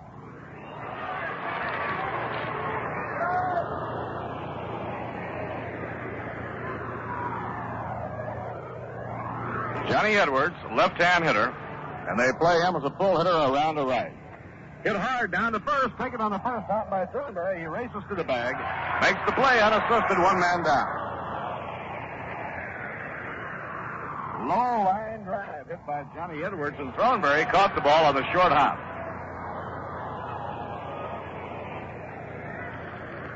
One away and nobody on. Now here's Leo Cardenas, the shortstop. Cardenas 0 for 1. Retired on a pop fly to short his first time up. Batting at .277, he's a right-hand hitter. Craig's pitch, a little bit inside. 1 ball and no strikes. This is not yet an official ball game. 4.5 innings required with the home team ahead. 5 full innings with the home team behind. Foul ball, he barely got a piece of that one off the end of the bat. 1 ball, 1 strike.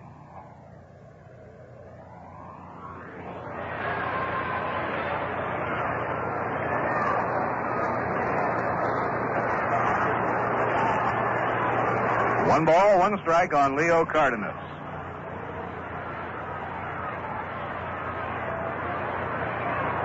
Now Craig out of his windup. In comes the pitch. A swing and a miss on a slider. 1 ball and 2 strikes.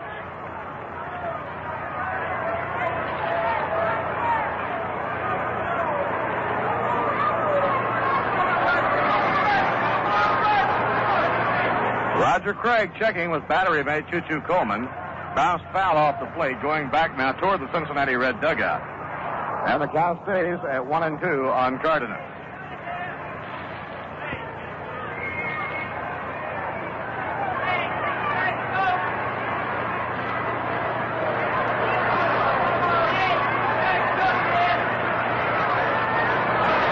In comes the pitch to Chico, and he reaches for it and pops the ball up near the plate. Coleman gets rid of the mask, makes the grab, and foul ground near home plate. Now there are 2 men down in the 5th inning, and the batter will be the pitcher, Ted Wells.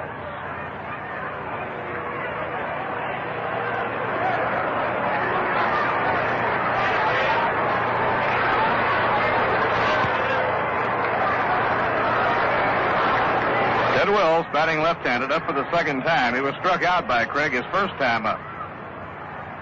Ted from Fresno, California, a hot smash through the hole, a base hit going to right field. Wells jumping right on the first pitch, singles to right.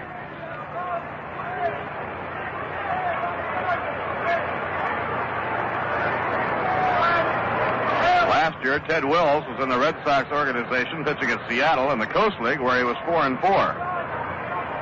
That is base hit number 4 for Cincinnati off Roger Craig.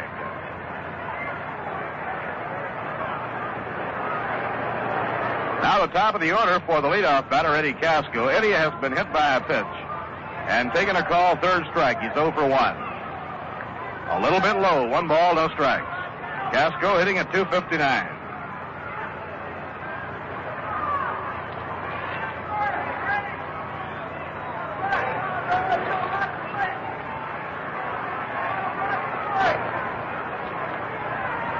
Now Craig up in pitching position. Delivers, and it's dribbled foul down the 3rd baseline. No play. 1 ball, 1 strike.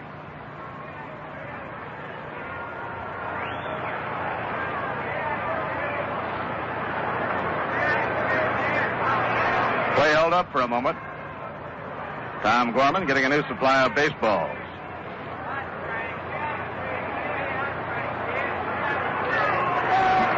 Tom Gorman, the crew chief of this fine umpiring team, working behind the plate. The 1-1 delivery. A smash hit hard, backhanded by Charlie Neal. He throws to Keneal, and the side is out. Good play by Charlie Neal. That was a low smash, and Neal whirled across the body, made the backhanded stab, and then had plenty of time to make the force at second base on Ted Wills. No runs, 1 hit. No errors, 1 left on. And this is now an official ball game. At the end of 4.5 innings, the score of the New York Mets 7 and the Cincinnati Reds nothing.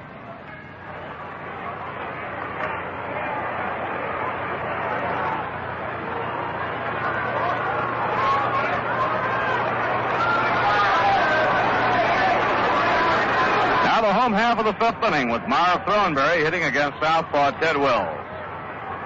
Wills came in the game replacing Johnny Klippstein in the first, and the New York Mets scored 6 of their 7. Inside and low, it's ball 1. Marv has 1 hit, a home run, and 2 times up. His home run, his 9th of the year, was really whacked. Carried to the upper deck in right field. Marv has now hit 4 home runs in his last 3 games. In the dirt, no damage done. Ball 2, 2-0.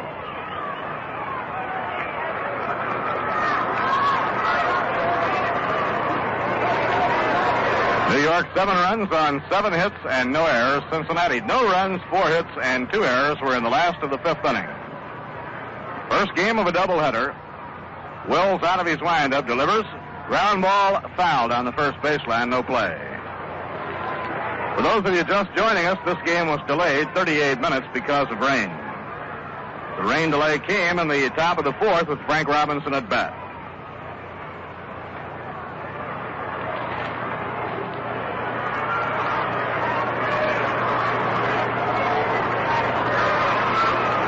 The count 2-1 on Thornberry. The pitch by Wills inside. It's ball 3. Marv had to get out of the way of that one. Thornberry hitting at .270 now. That batting average has been coming up day after day. When he first joined the New York Mets, he had been inactive for quite a while, and he was rusty. Swung, foul tip, 3-2.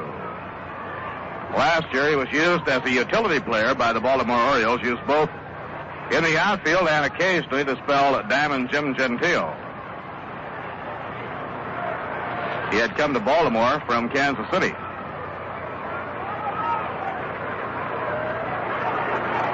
Full count on Marv Thornberry, 3-2. Foul ball, back upstairs. This will be out of play, and the count remains the same.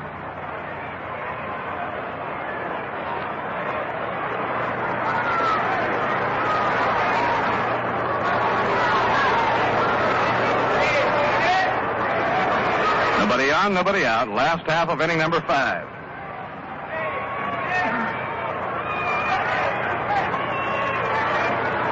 Now the payoff pitch to Thornberry. A grounder down the first baseline, fielded by Gordy Coleman. He pegs to Wills, who comes over to cover in time, and Thornberry is out. So Thornberry, the left-hand hitter, pulled the southpaw, Ted Wills, but grounds out to Gordon Coleman. 1 away and nobody on. The batter will be Jim Hickman. Jim drew a walk, later scored in the first. He tripled deep to left center in the 3rd inning and came in to score on the bunt single by Rod Keneal.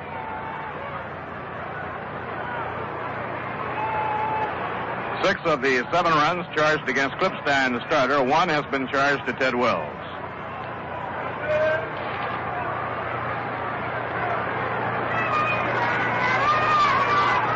Here's the wind-up pitch by Wills, and that's over for a call strike to Jim Hickman. When Ted Wills came in the game in the first, the score was 4-0.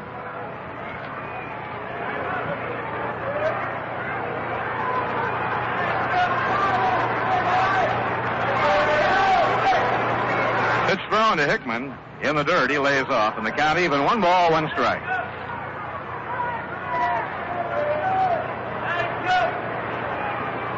Well, Casey Stengel will have Bob Miller pitching in the 2nd game today against Cincinnati.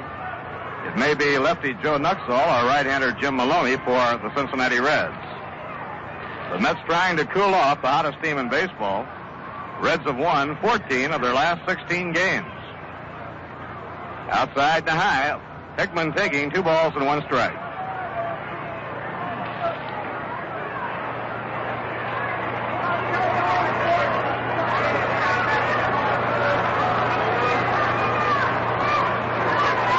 Pitching 2-1.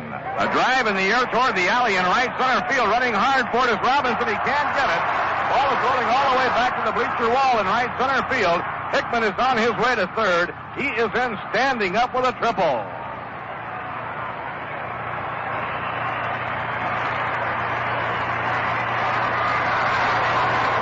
Jim Hickman with his second 3-base hit of the game. Jim had gone all year without a triple, and now he has triples back-to-back.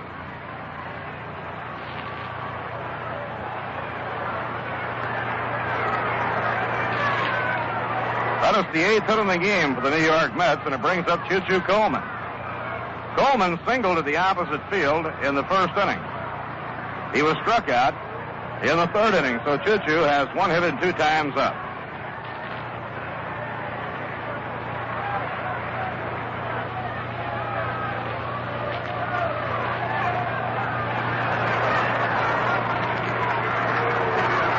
Now the Reds bring the infield in with a runner on third, 1 man down.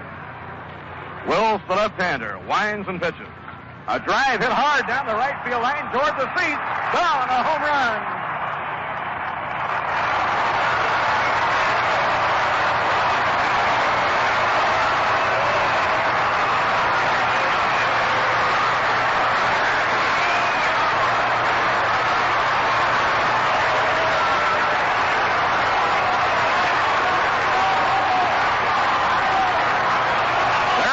With a line drive into the right field stands for a 2-run homer. Clarence getting his second. He hit a pinch hit 2-run homer in the game last night. And now the New York Mets lead Cincinnati by a score of 9-0 in the last of the 5th inning. Rod Caneal whacks 1 foul high in the air toward the backstop. Back comes Johnny Edwards, but he has no play. Well, Clarence Coleman, a left-hand hitter, teed off on a southpaw pitcher, Ted Wills, and he hit a line drive just high enough to nestle into the lower grandstand in right field. It was really hit. So the Mets now have hit 3 home runs in today's first game. They now have hit 12 home runs in their last 3 games. They need 2 more in this game to tie a Major League record. Foul ball right straight back. The count strike 2 on Rod Caneal. Rod 2 for 2 in the game. He singled in the first to drive in a run. And then with Hickman on third after a triple, he bunted him home and bunted so well that he bunted for a base hit. So Caneal 2 for 2 and 2 runs batted in. The Mets now with 9 runs on 9 hits.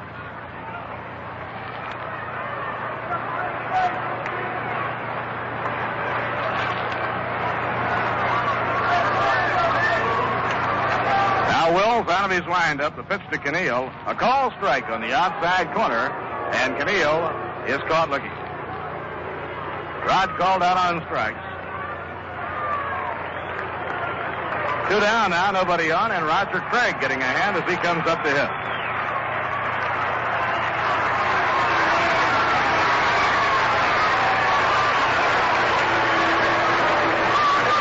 Thursday afternoon against the Philadelphia Phillies, Art Mahaffey, the New York Mets hit 4 home runs. Frank Thomas hit 2, and Marv Throneberry hit 2. Last night, the New York Mets hit 5 home runs. Today they have hit 3. Inside and low, 1 ball and no strikes to Roger Craig. In the game last night, Frank Thomas hit 2. Clarence Coleman, Marv Throneberry, and Charlie Neal each hit 1. Swing and a miss. 1-1 on Roger Craig.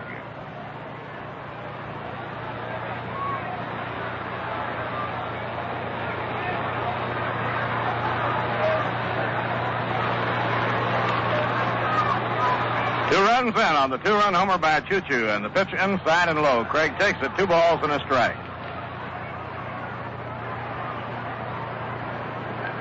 Milwaukee Braves on home runs by Joe Adcock, his 20th of the year, and by pitcher Bob Henley, lead the Phillies in the first game of a doubleheader by a score of 6-0 at the end of 4. Ball 3. It's 3-1 now on Craig. Houston and St. Louis, no score at the end of 2. Bob Bruce against Ray Washburn. The Cubs and Dodgers play on the West Coast, and the Bucks and Giants on the West Coast. Pitching 3-1. That's over a call strike, a full count, 3-2.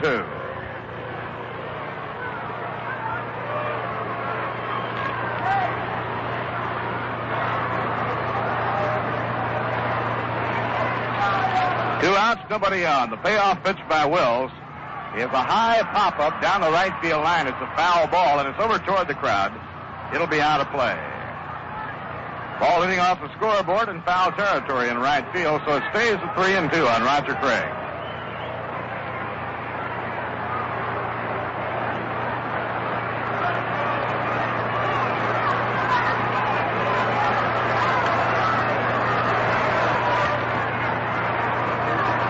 Now the payoff pitch. Swing and a miss. He struck him out. That's 5 strikeouts for relief pitcher Ted Wills. The Mets in the 5th inning scored 2 runs on 2 hits. They were long hits, a triple to right center by Jim Hickman, and a home run by Clarence Choo-Choo Coleman. 2 runs, 2 hits, no errors, none left on.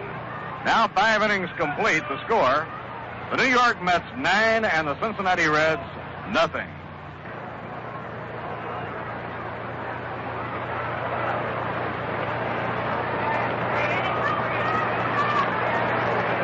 Now Don Blasingame is up against Roger Craig in the top of the 6th inning with the Mets in front 9-0.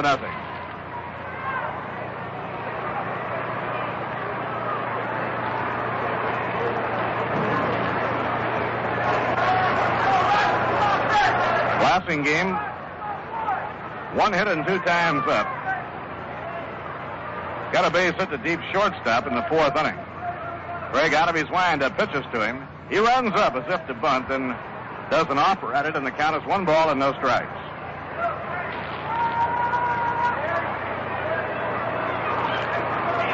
First game of a doubleheader, and we have the big ceremonies today between games of the doubleheader, so if you're not too far away, we hope you'll join us. That's over a call strike. 1 ball, 1 strike.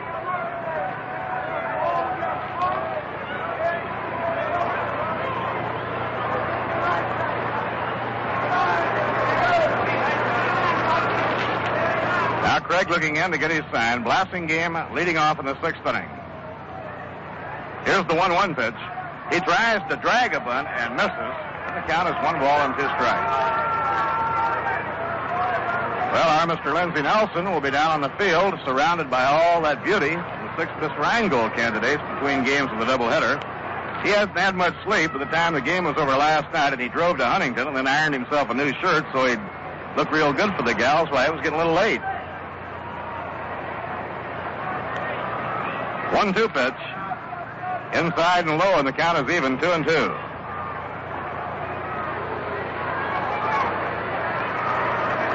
First day all year I've seen Lindsey shave 3 times before noon.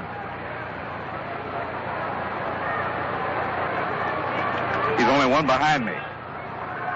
Foul ball hit off to the right. Count stays on Blasingame at 2-2.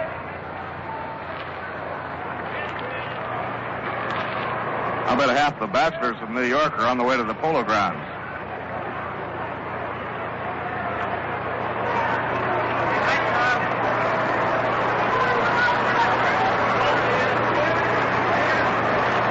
Now Craig winding, pitches 2-2.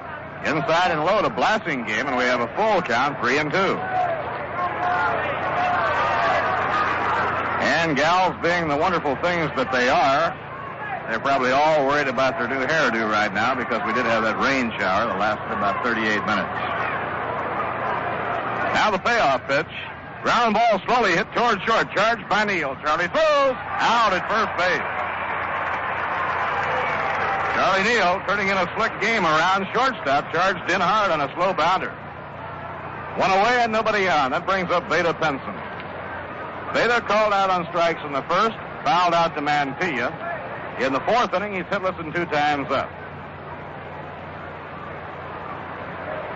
Beta batting at 293. Mets play him as a pull hitter to right field. A little bit low on a three-quarter speed delivery by Roger Craig. 1 ball and no strikes.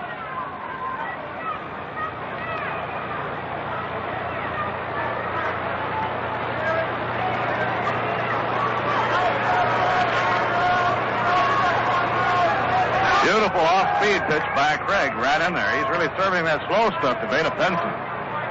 1 ball, 1 strike. Marv Throneberry and Rod Keneal back deep on the right side of the infield, and Charlie Neal shaded towards second. Swing and a miss. 1 ball, 2 strikes. 1 away, nobody on. Visiting 6th inning, Mets in front 9-0.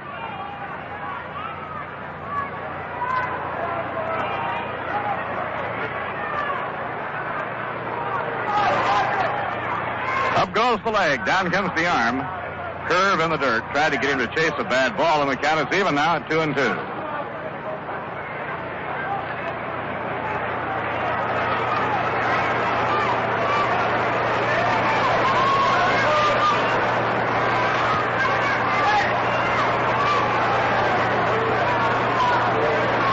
Now the 2-2 pitch. He went after a slow breaking pitch, barely nicked it a foul ball, and the count stays the same. Rheingold Extra Dry, happy to be sending you the play-by-play from the Polo Grounds.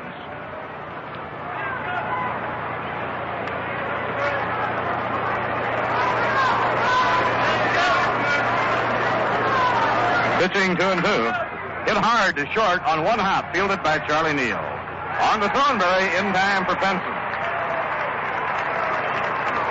Charlie Neal being kept mighty busy around shortstop in this ball game. 2 outs and nobody on. Now Jerry Lynch will be hitting.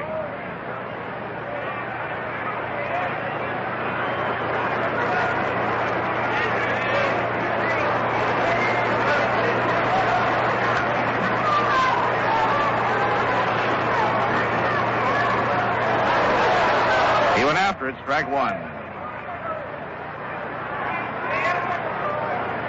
Charlie Neal has already handled 7 chances flawlessly at shortstop in this ball game, and we're in the 6th inning. Charlie has 5 assists and 2 putouts. The pitch to Lynch, outside and low, 1 ball, 1 strike.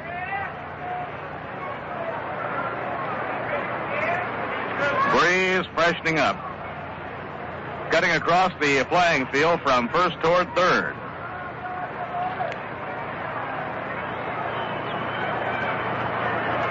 Now Craig over the head, the 1-1 pitch to Lynch. A changeup lined hard into right field, a base hit. Ashburn, DeCarroll gets by Ritchie and rolls toward the bullpen. So Lynch is on his way to second. He's around second, headed toward third. Rod Keneal's relay pegged, not in time. And Lynch goes all the way to third with a triple. Karam came off the wall very fast and went beyond the reach of Ashburn and had to be run down by Hickman in right center, so it's a 3-base hit. And before Frank Robinson steps in, we'll step out for station identification. Time 3:32. This is WGY Schenectady, 810 on your dial, where the time is 3:32 and the temperature is 78 degrees.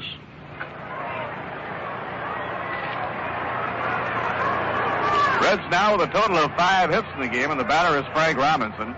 Frank has 1 hit and 2 times up. He's the number 3 hitter in the National League. In comes the pitch to him. Foul ball. That's hit at a mile. Goes up over the roof, but no telling how far beyond that. And we have a few drops of rain falling once again. This is now an official ball game. We're in the top of the 6th inning. Mets in front, 9-0.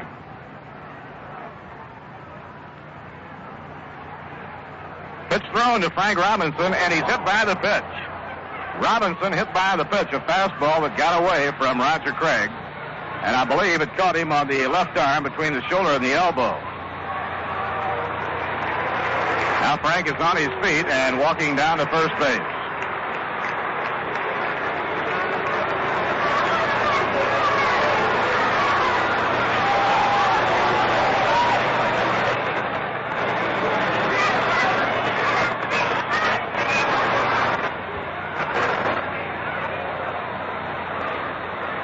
Runners on first and third now. Frank Robinson going down to first. Coach Dick Sisler comes over now to talk to Robinson, to check with him as to how his arm feels after being hit by the pitch. Now he seems to be looking more at the back of his hand. We thought as he fell away that it caught him on the arm, but it will seem to be now more down on his hand. Runners on first and third.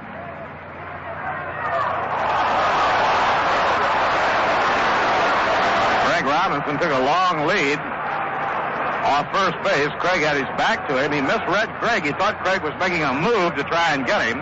Roger actually wasn't making a move. And as Robinson broke trying to get back to first, he stumbled and fell. Gordy Coleman up, and the pitch is in the dirt. 1 ball and no strikes.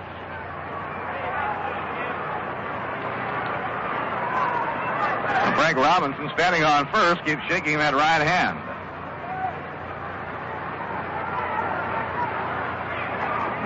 Swing and a miss on a curve, and the count even. 1 ball, 1 strike on Gordy Coleman. First baseman Gordon Coleman has singled to center and fly deep to left center field. He's hitting at .275 with 21 home runs and 60 runs batted in. Craig up in pitching position. Delivers. Swing and a miss. He gave him a lot of motion and really throttled back on that breaking pitch and had him way out in front. 1 ball, 2 strikes.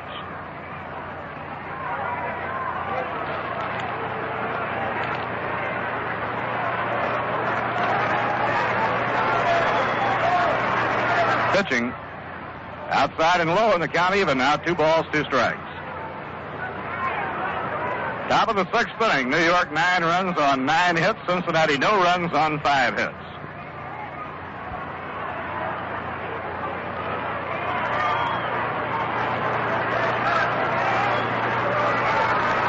Now Craig makes the stop, and the pitch to Coleman is fouled back upstairs. No play, and the count stays the same.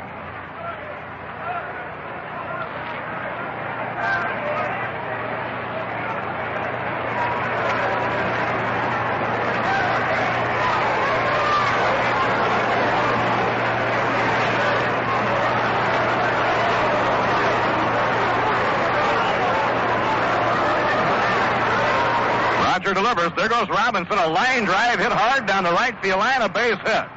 1 run is in. Robinson is rounding to third. He'll hold up there. And it's a run-scoring single to right for Gordy Coleman. Jerry Lynch comes in to score. That makes it 9-1 now in favor of New York.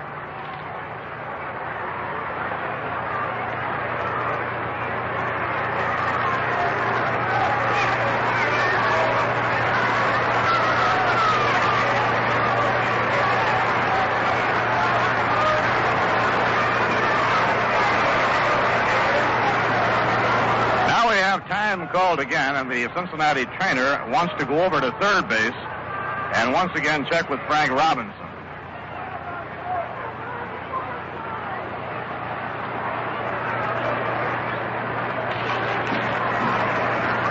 Reggie Otero standing alongside, and now skipper Freddie Hutchinson is coming over. And you can imagine their concern as to any injury that might be inflicted on Frank Robinson, the most valuable player in the National League last season. And now Hutch is signaling toward the dugout, and we may get a replacement for Frank Robinson in order that trainer Dick Rohde can go into the clubhouse for a better look at Frank Robinson. Marty Keough is coming out of the dugout, and Marty now will replace Frank Robinson.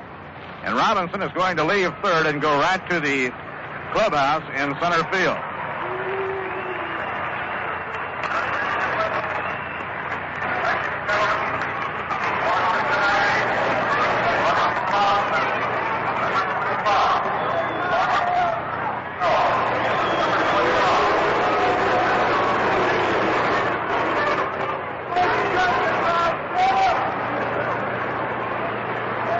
On first and third, Frank Robinson, along with the trainer, Dick Rohde, now making their way toward the clubhouse in center field, and so the game will be held up for a few moments as they make the long walk. From home plate, 475 feet. Runners on first and third, Gordy Coleman on first. Marty Keough, running for Frank Robinson, is on third. It appeared to be an injury to the right hand of Frank Robinson, and we'll wait for the report from the Cincinnati clubhouse for you. Reds have their first run of the game pushed over here in the top of the sixth inning, and it's now 9-1 in favor of the Mets.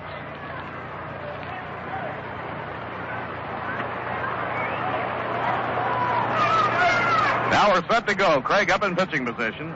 Delivers to Johnny Edwards, a curve in the dirt, blocked by Choo-Choo Coleman.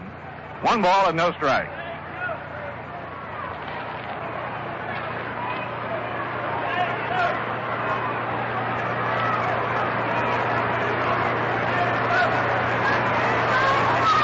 Edwards, left-hand batter. Takes inside and low at the knees, ball 2. Count 2-0. Johnny Edwards 0 for 2 has grounded out second to first and grounded out to Marv Throneberry. He's hitting at 280.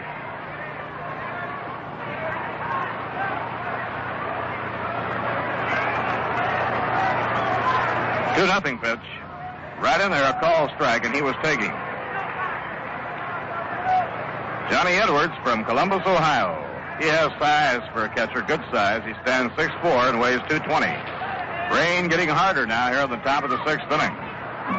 Here's the pitch on the way. A grounder off his foot, a foul ball down the first baseline, and the count is even at 2-2. Rain gets much heavier. They may have to hold the game up again.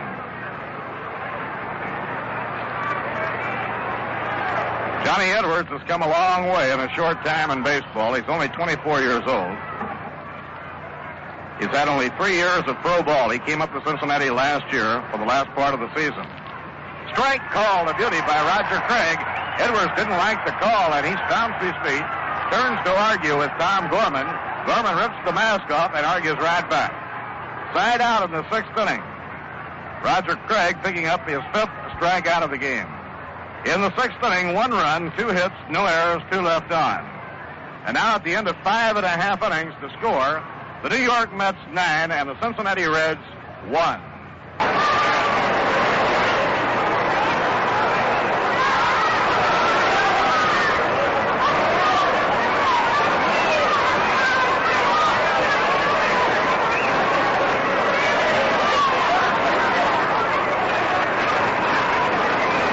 The last of the sixth inning, top of the batting order for the New York Mets, facing southpaw Ted Wills. Marty Keough now in right field, replacing Frank Robinson.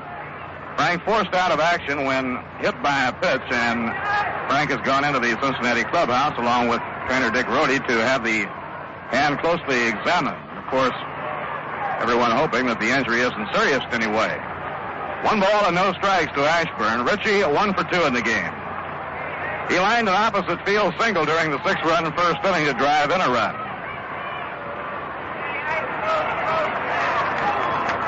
A little bit low, ball 2, 2-0. Wills came on to replace starter Johnny Klippstein back in the first inning. The Mets scored 6 of their 9 in the first and collected 5 of their 9 hits in the first. Ashburn taking all away. It's right in there, a call strike, 2-1.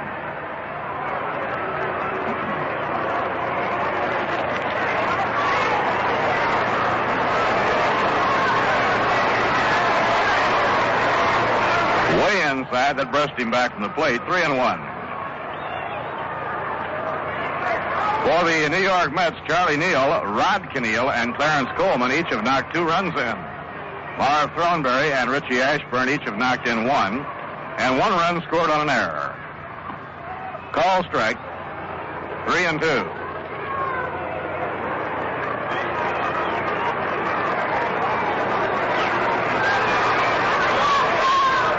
Full count now, 3-2 on Richie, with Charlie Neal on deck, and then Felix Mantilla.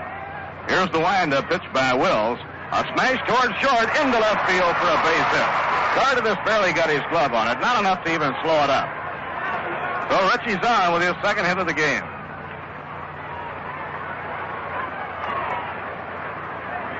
Mets now with a total of 10. They had 4 off Johnny Klippstein. They now have 6 off Ted Wills.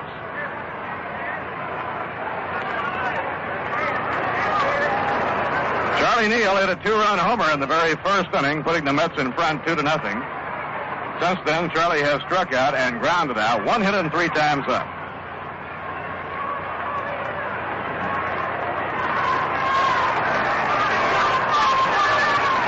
right-hand batter facing southpaw Ted Wills. Lined hard down the right field line, a foul by about a yard. Certainly has been interesting the way Charlie Neal has been hitting the ball so hard to the opposite field since the injury to his hand. He uses a sponge in his right hand to protect the bruise, the bone spur, against the shock of the bat.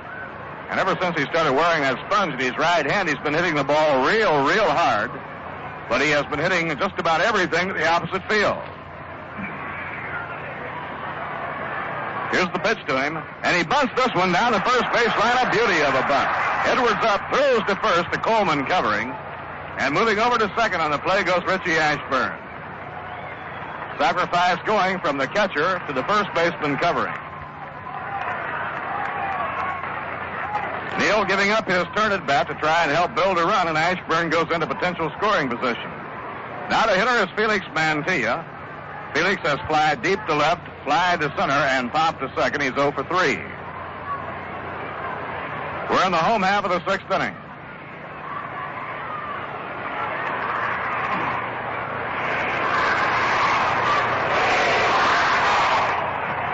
Now the thousands of midget Mets who are here today as guests of the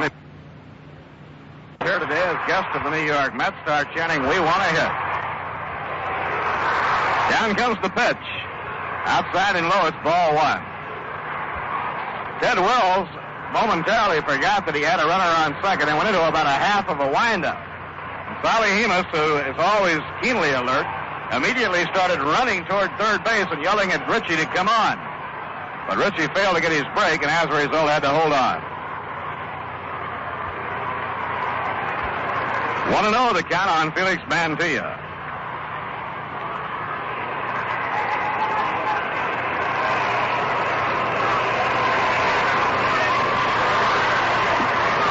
Swing and a miss on a breaking ball thrown by Ted Wills.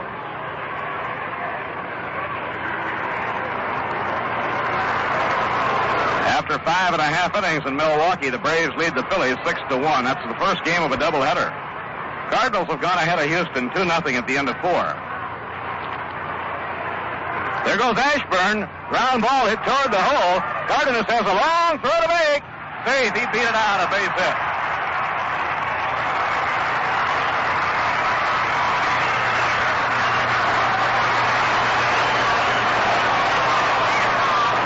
Felix Mantilla beating out a leg, hit the shortstop. Ashburn was running on the pitch. And now the Mets have runners on first and third, and the hitter is Frank Thomas. Frank 0 for 2 this afternoon. Big Frank has been riding the headlines with his home run bat. He came into this game with 6 home runs in his last 3 games. 10 home runs in his last 13 games. One away, runners on first and third. We're in the last of the sixth inning. Mets lead 9-1. Now Wills off the stretch, delivers. A ground ball hammered to shortstop. Cardenas fires to second. Blasting game on to Coleman, double play. A 6-4-3 double play retires the side. In the sixth inning, no runs, 2 hits, no errors, and 1 left on. And now 6 innings complete. The score, the New York Mets 9 and the Cincinnati Reds 1. Bill Cardenas up to lead off, right-hand batter. Popped out short and fouled out to the catcher in 2 previous appearances at the plate. Roger Craig, the starter, still in the ball game for the New York Mets. Bending from the waist to get a sign. Into the windup, and here's the pitch. Low for ball 1. The battery mate of the veteran Roger Craig today is rookie Choo-Choo Coleman.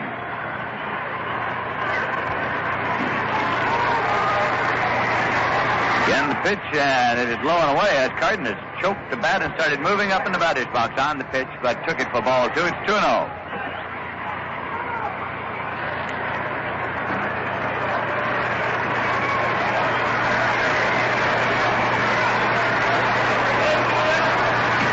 There's a pitch low. So Craig has gone out 3-0 to Cardenas. He has not walked the batter today. Has hit 2.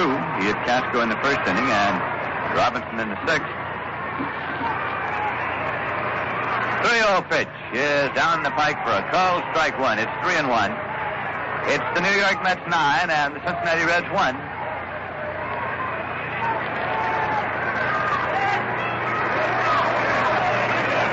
And that pitch misses low, and it is ball 4. Cardenas opens up the 7th inning for the Reds with the first walk that has been issued by Roger Craig. Coming up will be Ted Wills. Singled his last time up.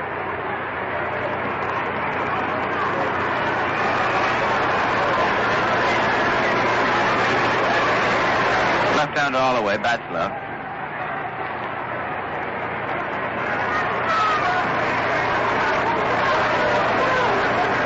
Leo Cardenas leads off the bag at first as Roger Craig checks him. The pitch to the plate, curveball low and inside. It's ball 1.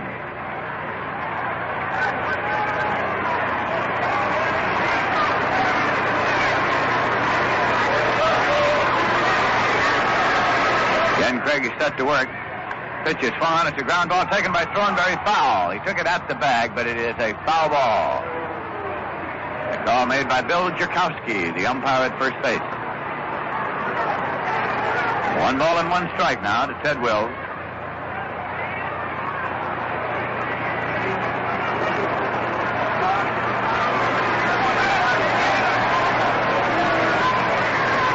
Craig again into the pitching motion, and it's outside for ball. 2-1.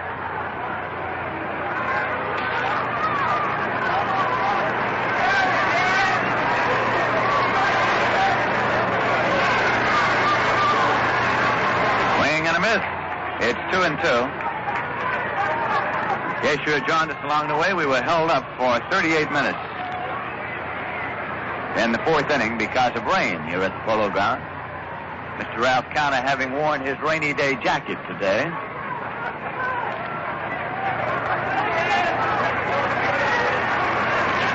It's 2-2 pitch, and it's swung on and missed, strike 3. Struck him out. That is strikeout number 6 for Roger Craig.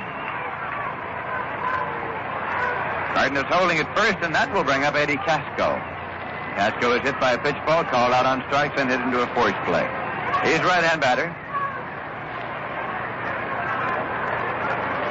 Cincinnati Reds are the only team in the National League that the Mets have been unable to beat thus far this season.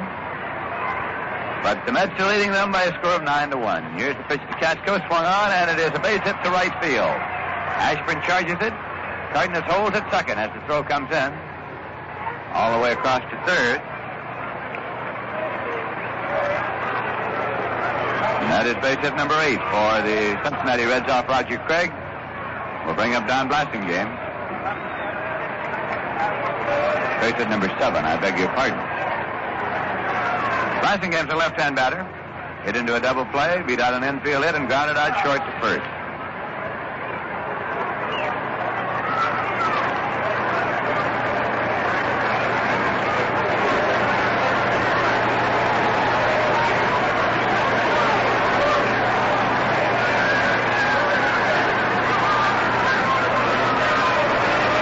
Looks in for a sign.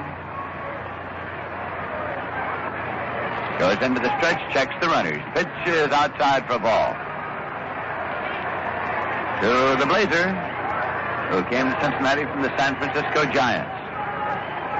The Giants and the St. Louis Cardinals. It was the ability of Blasingame as a second baseman that made the Cardinals willing to trade Red Schoendienst away to the New York Giants a number of years ago. That pitch is outside for ball. 2-0.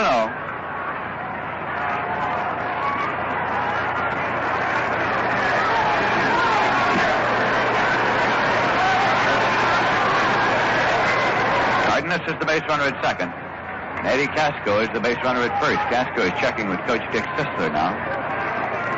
Craig into the pitching motion to Blasingame. Fastball in there for a called strike. 2-1.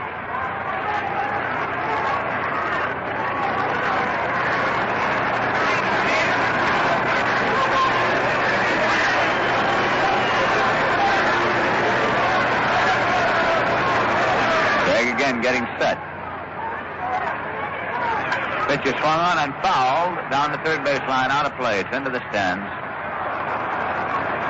2-2 to Blasingame. Game time tomorrow here at the Polo Grounds, 2 p.m. We'll be on the air at 1:55 New York time.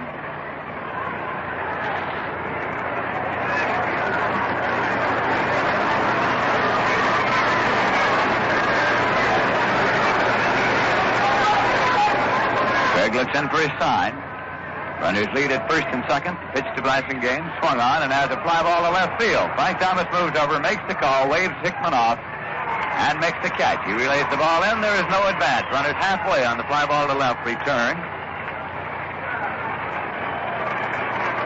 2 men out, and Veda Penson coming up. Struck out, fouled out to third, and grounded out short to first.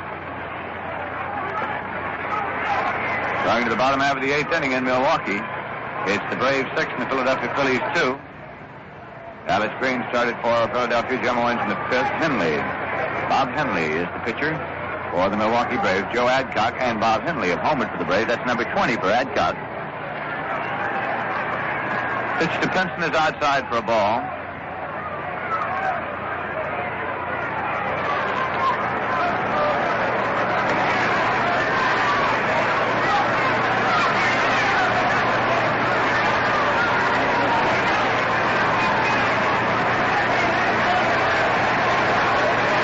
Has extraordinary speed.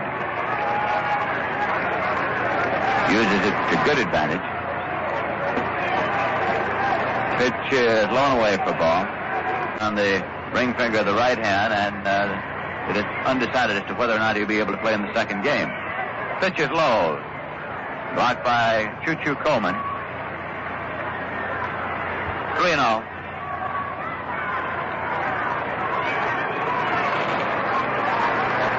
The New York Mets 9 and the Cincinnati Reds 1 in the top half of the 7th inning of the first game. 9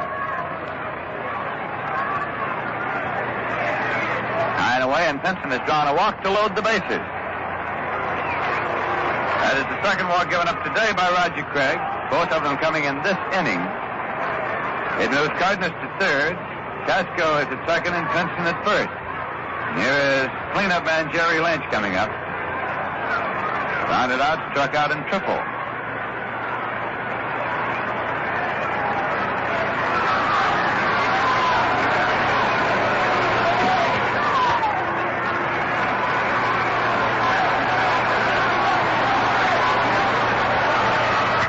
Here's a pitch line. It's a ground ball to second. Taken by Kinneal. He tosses on to Thornberry inside. The Lynch is grounded out. The side is retired in the top half of the 7th inning as the Reds are out with no runs on 1 hit, no errors, and 3 left. And at the end of 6 1/2 innings of play, the score is the New York Mets 9 and the Cincinnati Reds 1. It's Lindsey Nelson with Ralph Kiner and Bob Murphy at the Polo Grounds. The Mets in the bottom half of the 7th will be sending up Marv Thornberry, Jim Hickman, and Choo-Choo Coleman.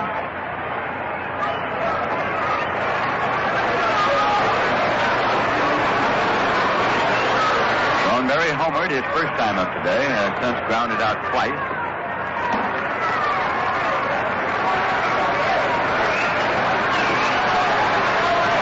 Facing relief left-hander Ted Wills, working here in relief of Johnny Klippstein, who is the pitcher of record for Cincinnati. He lasted only 2/3 of an inning. Pitch is low and away. Ball 1.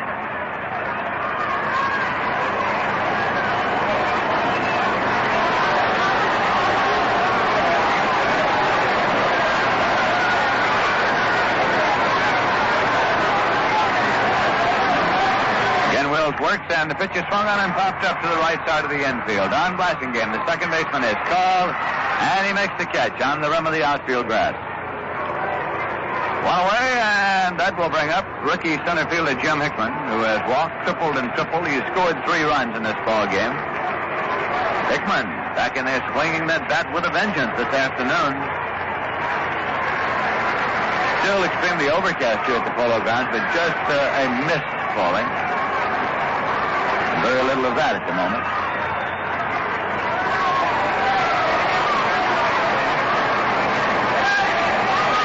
It's ball 1 to Jim Hickman.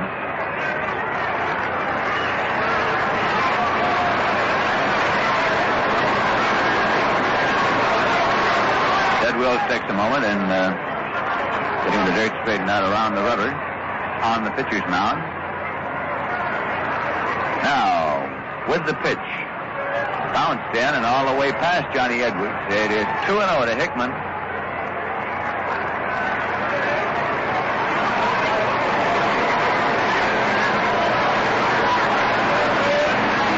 Mets got 6 runs in the bottom half of the first inning of today's ball game. His 2-0 pitch swung on, lined into the glove of Casco for the out. On the button, but right into the glove of third baseman Eddie Casco. 2 away. And catcher Choo-Choo Coleman coming up. Single, struck out, and homered. Had a pinch homer last night. And there's a hand for Choo-Choo here at the Polo Grounds.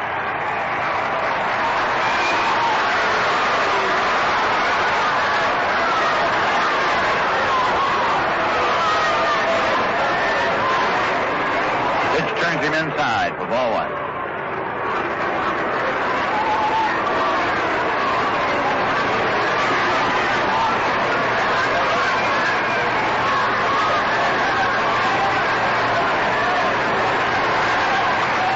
Playing a foul ball, chopped right down into the dirt where he stood in the batter's box. It's 1-1 to Choo-Choo Coleman.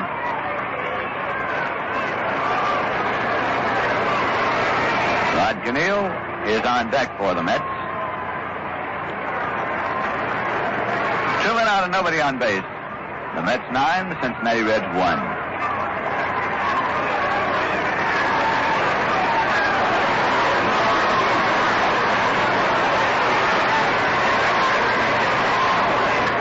This one is a line shot into right field down the line. A fair ball going to the wall, and Coleman is on his way to second base. Keogh up with it, whips it in, but not in time. As Choo-Choo Coleman goes in standing with a double. A line shot whistle down the right field line. For Choo-Choo, that is his third base hit. He has singled, doubled, and homered in this ball game today. Here is Rod Ganil. Single to driving a run in the first inning. Single to driving a run in the third inning. Called out on strikes in the fifth. He is 2 for 3.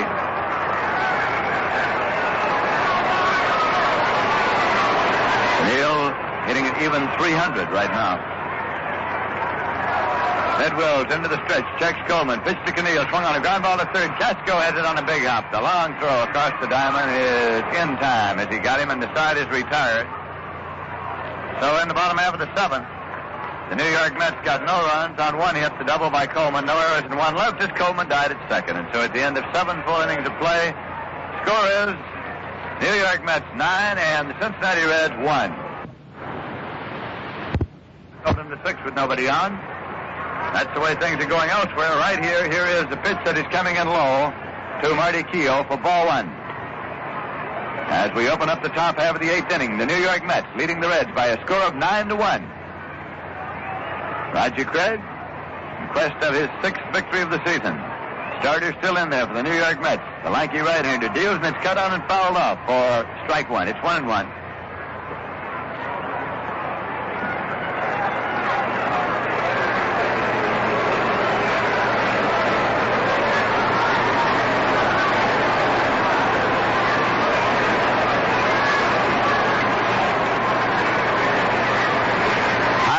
For ball, it's 2-1.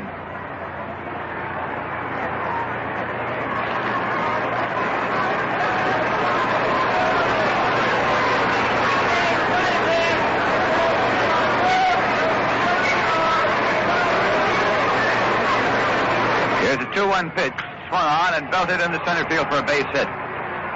Jim Hickman up with it, relays it in, turning and holding it first is Marty Keough. With a single to center. That is Keough's first time up in this ball game. And brings up first baseman Gordon Coleman. Single, fly to center, and single to drive and a run. 2 for 3 this afternoon. Left-hand batter. Craig checks it first, and here's the pitch. Swung on and lined into right field for a base hit. Going all the way to the wall, Keough turns at second, digging for third. Ashburn up with the ball, makes the throw to second, and pulling up at third base is Keough. On at first with his third base hit of the afternoon is Gordon Coleman. So back-to-back base hits here for the Cincinnati Reds off Roger Craig in the top of the 8th. The Reds loaded him up on Craig but failed to score in the top half of the 7th inning.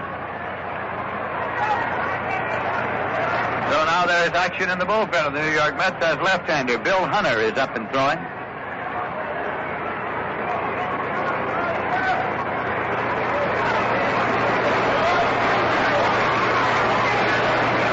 Roger Craig into the stretch. And here is the pitch to Edwards. It is low for ball one.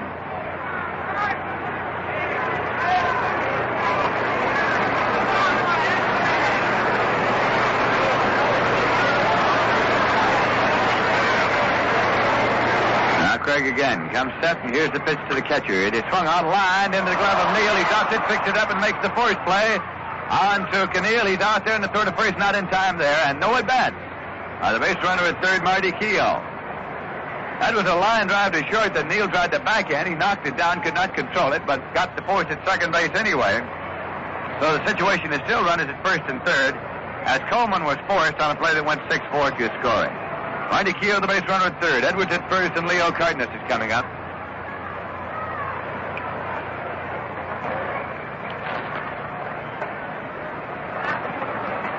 Dave Sisler is up and throwing in the bullpen for Cincinnati. There's the pitch to Cardenas. Swung on and missed. For strike one.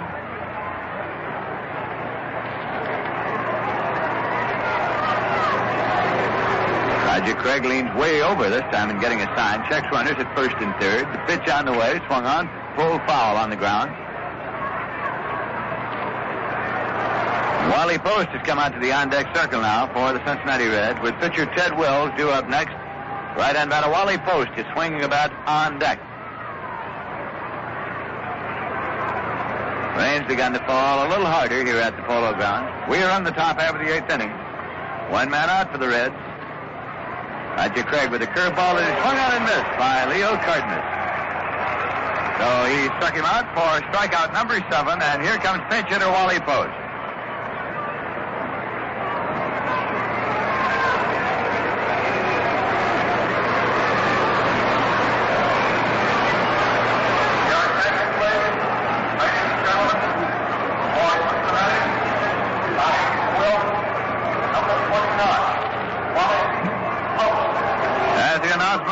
Coming up here with runners first and third, 2 men out, and the first pitch is low for ball one.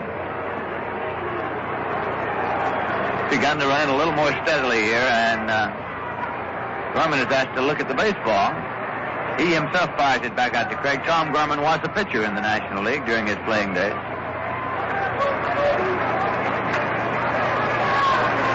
The New York Mets are leading by a score of 9-1, and this is the first game of a scheduled doubleheader that was held up earlier this afternoon, 38 minutes because of rain.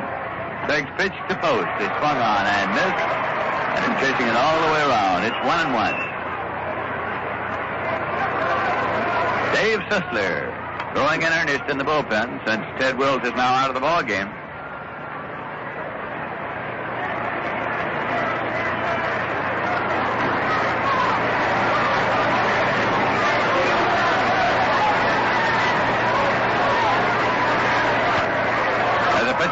Fouled off to the right side, out of play. Ted Wills pitched 6 in the third inning. He gave up 3 runs on 8 hits. He struck out 5 and he walked none. That is the book on him. Johnny Klippstein is the pitcher of record for the Cincinnati Reds. The count to pinch hitter Wally Post is 1 ball and 2 strikes.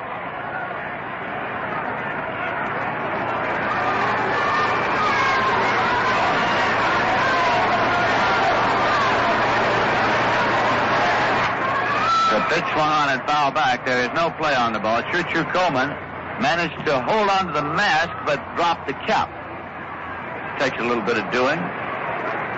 But they had no play anyway as the ball hit well back in the upper deck. So it's 1-2.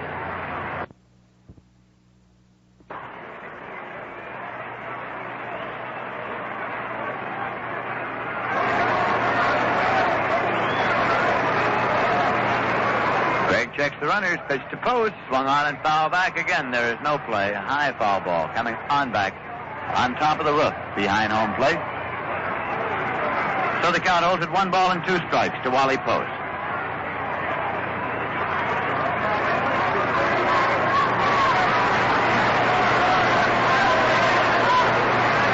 Here is the pitch. That is low for a ball. 2-2. The Reds got their lone run when Jerry Lynch tripled. In the 6th inning, after Frank Robinson was hit by a pitch ball, Gordon Coleman singled him home. It's all over in Milwaukee in the first game of 2. The Milwaukee Braves have defeated the Philadelphia Phils 6-2. Bob Henley is the winner. Dallas Green's the loser. Gregg now into the stretch position. The pitch to Wally Post. Swung on and lined into the glove of Mancia at third for the out that retires to side. So in the top half of the eighth, the Cincinnati Reds got no runs on 2 hits, no errors. 2 men left, and at the end of 7.5 innings of play at the Polo Grounds, the score is the New York Mets 9 and the Cincinnati Reds 1. And now we have a pitching change for the Cincinnati Reds, and coming in here to tell you all about it, Ralph Kiner. Okay, Lindsay, it's Dave Sisler. Look at the famous Sisler. Big, tall right-hander, 30 years of age. Dave is 6'5", weighs 200 pounds. Last year pitched for Washington. Graduate of Princeton University. He has a Bachelor of Science degree in engineering. Had a record with Washington of 2 wins and 8 losses last year. This year with Cincinnati, Dave has a record of 2 wins and 3 losses. This is his 25th appearance of the year. And Dave will be working to Roger Craig, who has pitched a magnificent game here, looking for his 6th victory of the year. Roger has a lead of 9-1. He has given up only 9 hits in the game. And he'll be the first man that Dave Sisler will pitch to. Rain still falling very slightly here at the Polo Grounds. Infield still in good shape. The outfield just a little bit damp. Bob Perky loosening up in the bullpen for Cincinnati. He is scheduled to go in one of the 2 games, Sunday game time at 2 o'clock. Now the first pitch to Roger Craig by Dave Sisler. Right off the top of his head. No, I guess it hit his bat. Roger went down. It did hit his bat. That pitch right over the top of his head, and his bat was still there as he got out of the way, and the ball glanced back up into the stands. You could hear the thud, and it looked as though it might have hit him right there on the top of the fiberglass helmet. Now Roger really bearing down the box. He's a little hot. Here's Sisler's next pitch. A swing and a miss, strike 2.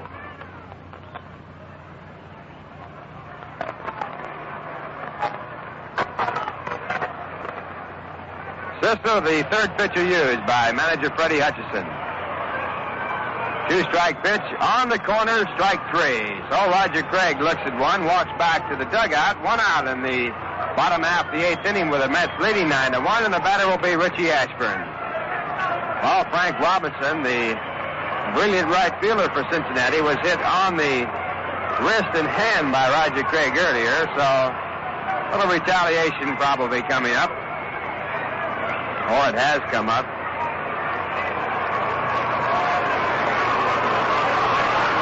First pitch to Ashburn, left-handed batting right fielder, is a strike call. Richie with 2 hits in the ball game. 2 hits and 3 times up. He has driven in a run and scored 1. Raising his average from the starting .314. 1-strike pitch by Sisler. A little bit low for ball 1. 1 ball, 1 strike.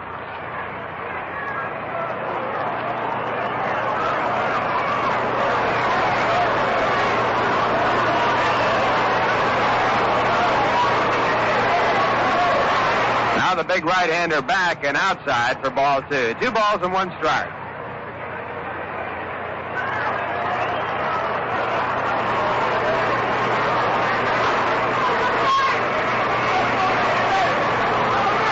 Two balls, 1 strike, 1 out. Bottom half of the 8th inning. Up high again for ball 3. Mets have 9 runs on 12 hits. They've made no errors. The Reds have 1 run. They have made a total of 9 hits and made 2 errors. Now Sisler into the windup and delivers. And the pitch is high, outside for ball 4. That is his first walk, number 3 in the game for the Mets. And it gives Ashburn first base free and brings up Charlie Neal.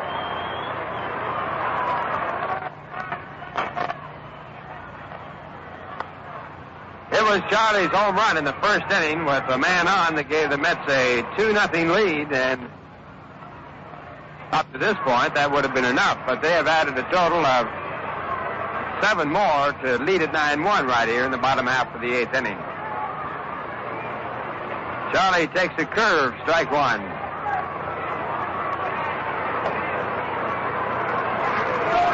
Neal's home run is 9th of the year. It's his only base hit in this game and 3 times up. Right-hand batting shortstop. And the strike one pitch.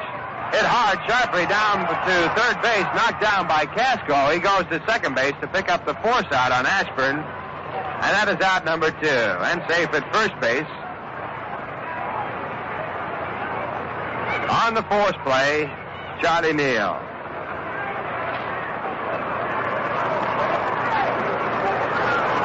Now with 2 out, the batter's Felix Mantilla.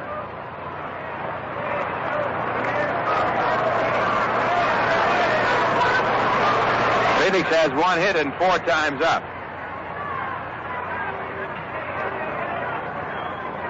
Right-hand batting third baseman.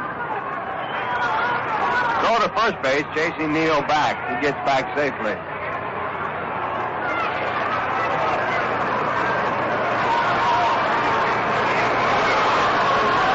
And the first pitch to Mantilla is high, ball 1.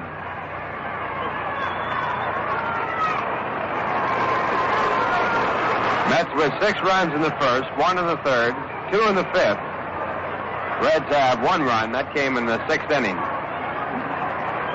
Next pitch to Mantilla, a breaking pitch. It's over at the knees, strike 1. 1 ball, 1 strike, 2 men out, bottom half of the 8th inning.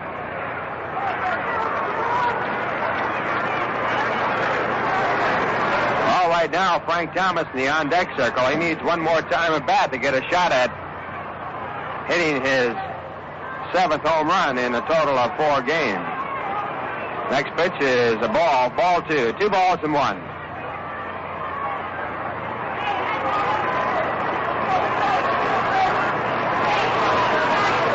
Frank has tied a major league record of hitting 6 home runs in 3 games. There's a high pop-up, and unless the third baseman Casco drops it, Thomas will not bat. He is there, and he makes the catch to retire the side. In the inning for the Mets, no runs, no hits, no errors, 1 walk, 1 man left. And the score at the end of 8, the New York Mets 9, the Cincinnati Reds 1. Top of the 9th, the Mets lead at 9-1, and Roger Craig looking for his 9th complete game.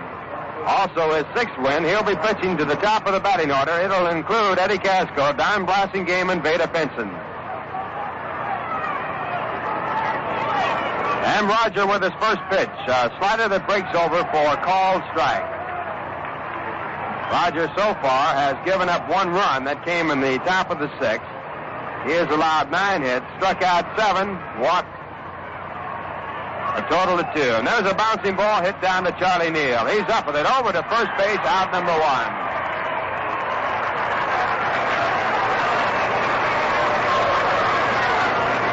Roger picks up the first out of 3 needed, and now he'll be pitching to Don Blassingame. Don with 1 hit and 4 times up. Bats from the left-hand side, playing at second base. 1 game already in the National League. Milwaukee won over Philadelphia 6-2. The winning pitcher was Bob Henley. There's a bunt attempt, a good one right out in front of the plate. A quick play by Coleman. He makes the play to first base in time. Out number 2.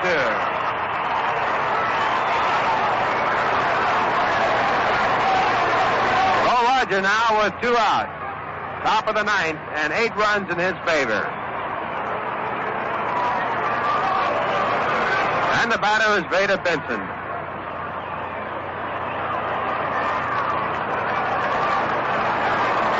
Veda collared so far today, 0 for 3. Left-hand batting center fielder, and the first pitch to him is a fastball that's on the outside corner. Letter high, strike 1.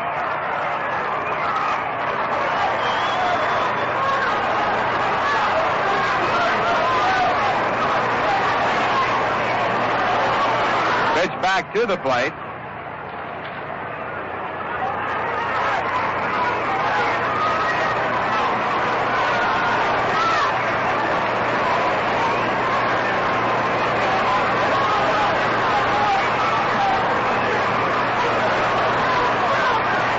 Pitch back is a little bit low.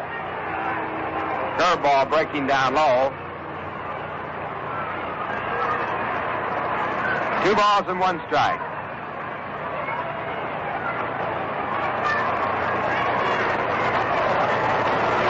Here's Rogers, defends him with a curve, bounce down towards first base, but going foul.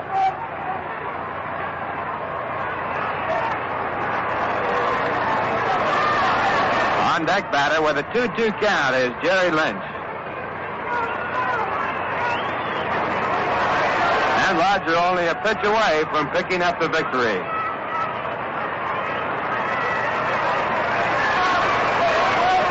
Here's the windup and the 2-2 pitch. Outside and high, ball 3. Full count on Beta Benson. 2 men out, top of the 9th inning. The Mets lead at 9-1.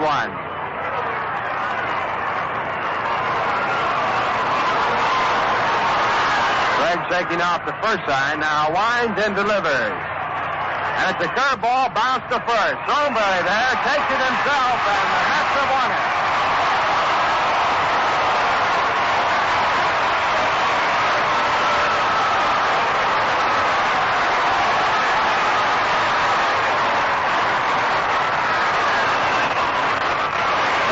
Mets have just won their first game of the year from the Cincinnati Reds. And Roger Craig picked up his 6th victory, his 9th complete game.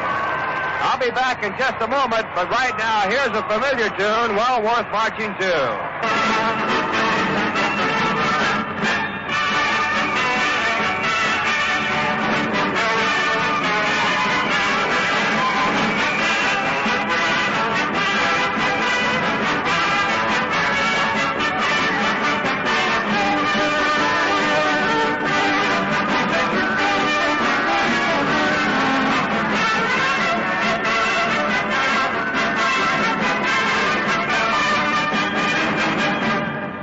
Musicians play it, people say it. My beer is Rheingold, the dry beer, and dry tells you why.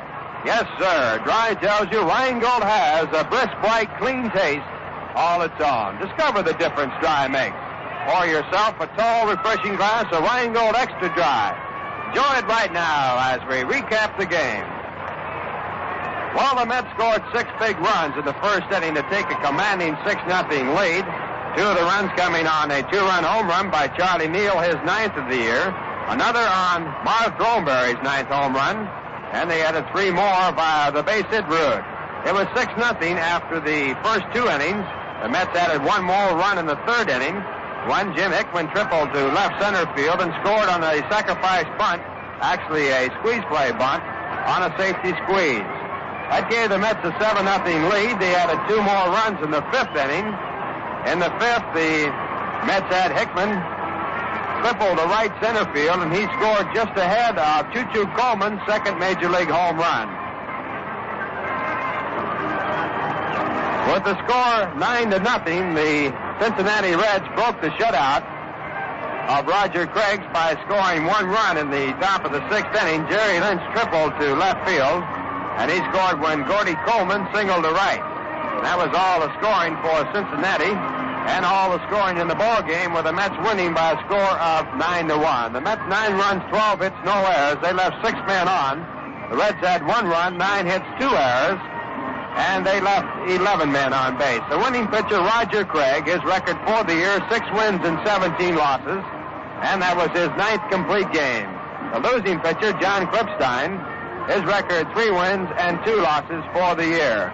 Roger going all the way for the victory, struck out 7 and walked 2. Klippstein, the starting pitcher, worked 2/3 of an inning. He gave up 6 runs, allowed 4 hits. Ted Wills then came on to pitch 6 1/3 innings. He gave up 3 runs and a total of 9 hits, striking out 4. Dave Sisler finished up and worked 1 inning without a run or hit scored.